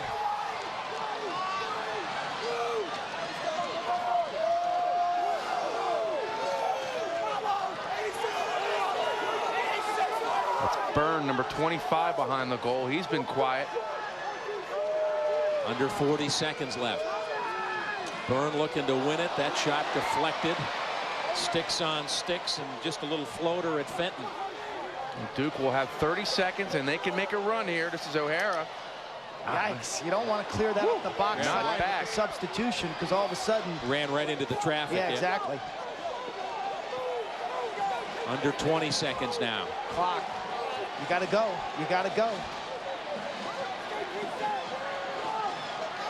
Up top, it's Dowd, the former Hopkins Blue Jay. With another pipe, I think. Well, I heard a ping. Yeah, I think he got some pipe. And we're going to a second overtime period. That hit something. It was either Schwartzman's stick or shaking his arm like he got pegged by it. Yeah, his shoulder, yeah. It might have hit shoulder then post. Man, definitely heard some ping. Let's take another look at the shot. Jesse Schwartzman exercising that left shoulder. Ooh, could have been post. It could have been butt end. Looked like it did the old chicken wing up to the top of the goal to make the save. We're headed to our second overtime period, tied at 10. Let's go.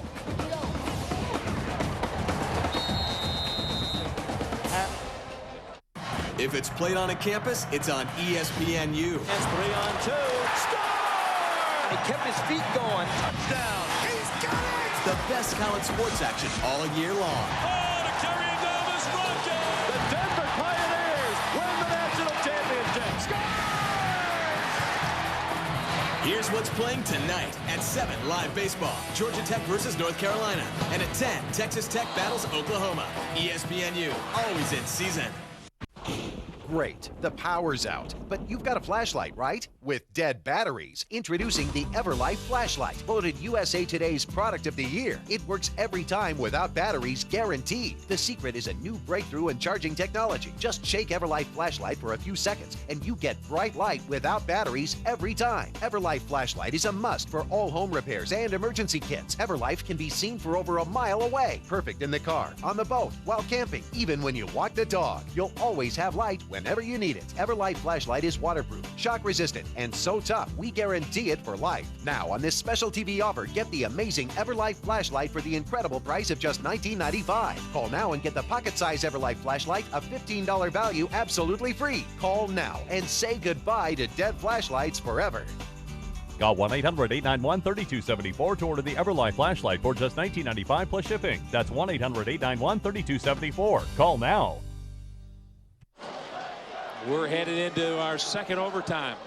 Hard to tell whether it's shoulder, butt end, pipe, a bunch of the pipe, above name. shoulder. Yeah. Bottom line is didn't go in. And here we go, Harrison and Zash, and this is the way it should be to kick off the overtime, and Zash wins it clean. Look out. In on goal, Harrison hounded him from behind.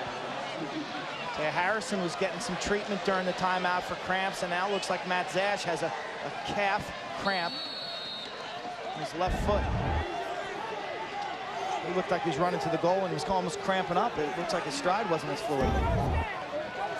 So Zash out, Duke in possession. We're in the second overtime. Hopkins and Duke tied at 10. Great face-off by Zash, though, to pop that clean like that. Against Kyle Harrison, one of the best.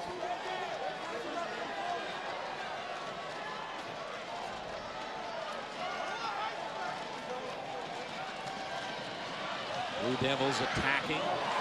Easy save that time for Schwartzman. I guess nothing's easy when you're in the second overtime. But to handle that one. That was a bad shot. Yeah. And a good clear for Hopkins. Again, Chris Watson, the middleman. The Blue Jays coming out. Look out, here come the Jays. Harrison. Dave Petramala giving the referee an earful. I assume because timeout wasn't called quick enough for Dave. Seth Tierney is also giving the referee an earful. Dave Petromala had the hat trick down there, but it wasn't 3 goals. He just threw that thing into the turf. So things settle down. We got a timeout. Second overtime period, 2:53 to play. Hopkins tied it. Duke had him down 10-9, and then with 2:38 left in the fourth quarter, Kyle Harrison scored his 100th career point to tie this game at 10-all. And that's where we've been ever since. Hey, fellas, Dino, we clear it, okay? I don't care what midfield's in. We're going O'Shea to Greer off the dodge. Let's go, boys. Come on, defense. Done it before.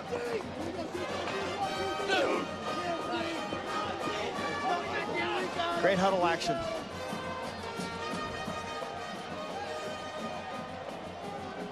If you were just joining us earlier this evening down in Annapolis, Navy beat Maryland, correct? By a goal. Navy scored with 14 seconds to go. They beat the Terps. It's a big win for the Mids. Hopkins will play Maryland and Navy in the upcoming weeks. And a reminder to our viewers on ESPNU, coming up after this game, women's softball with Oregon State at Arizona. That's coming up next on ESPNU. Eventually, we're going to get around to the newscast on ABC2 here if we don't go 16 overtimes.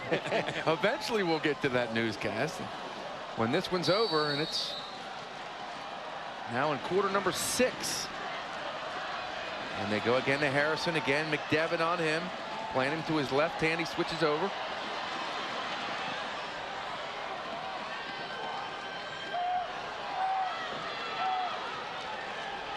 Rabel trying to find a step back up top. That's where they wanted. Harrison with it. Got to go early here. To draw the defense and find the open man. Oh, look out. Trouble with his footing there as Rabel was slipping and sliding. Kevin Huntley now going to take a dash. David Evans on him. A little over 2 minutes left in the second overtime. The winner of this game will be number 1. Hopkins is number 1 right now. Hang on, Harrison. I think if he hits him, he's got a shot there, Quint. There was some space. Blake Pizer back near side to Huntley.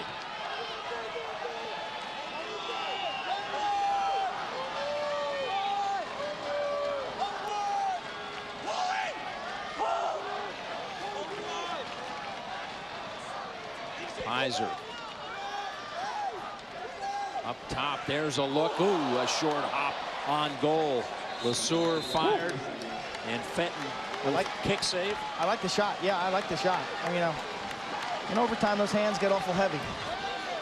Gentleman nearest to us, Seth Tierney, and here's the shot again. Quick release. LeSueur catches it. Little hop step. Well, I guess every player, but you play goal, the gravity of the situation in overtime. You know you can't let one in. Earlier in the game, one gets by you. We'll get them. We'll get them next possession, or I'll make the next couple of saves. Nothing here. Tell you what, Rabel is really just sometimes he's just very lethargic with the ball, very lazy. Huntley, inside foul. It's over. The freshman Kevin Huntley hits the deck. And Hopkins' win streak is intact. That's 32 straight, a school record, and they are still number 1. What a battle. Huntley, the freshman from Calvert Hall, ends it. Huntley pushes to the net, gets inside. He's hog-tied, no foul. And he just had the guts to take the ball to the net. The kid's got tremendous courage. He's fearless, and he wants to be a great player. Watch this here. I mean, he gets nailed to the head and shoulder. No call, manages to maintain his whereabouts. Hey, where's the goal? Where am I? Shoots this around Fenton. Perfect placement. It's an unbelievable play. Like Kevin Huntley, this time last year, he was in high school. His father, an All-American midfielder here at Johns Hopkins back in the late 1970s, one of the finest players ever. And you see the reaction there from the Blue Jays bench, as you said, Scott. Winning streak at home, still intact, number 1 ranking. And you talk about a kid earning his spurs, had the 3 goals against Virginia when it was 1 against number 2, and then tonight he scores the winner in the second overtime. Hopkins wins it 11-10, but Duke got to be pretty proud. Disappointed they lost it, Quint, but a big effort. It's a good Duke team. Good Duke team. Love their athleticism on defense. Good goalie and a really talented attack. For our ESPN viewers, that's going to be it from Homewood Field. On to softball next on ESPN. Our final 11-10 in double overtime.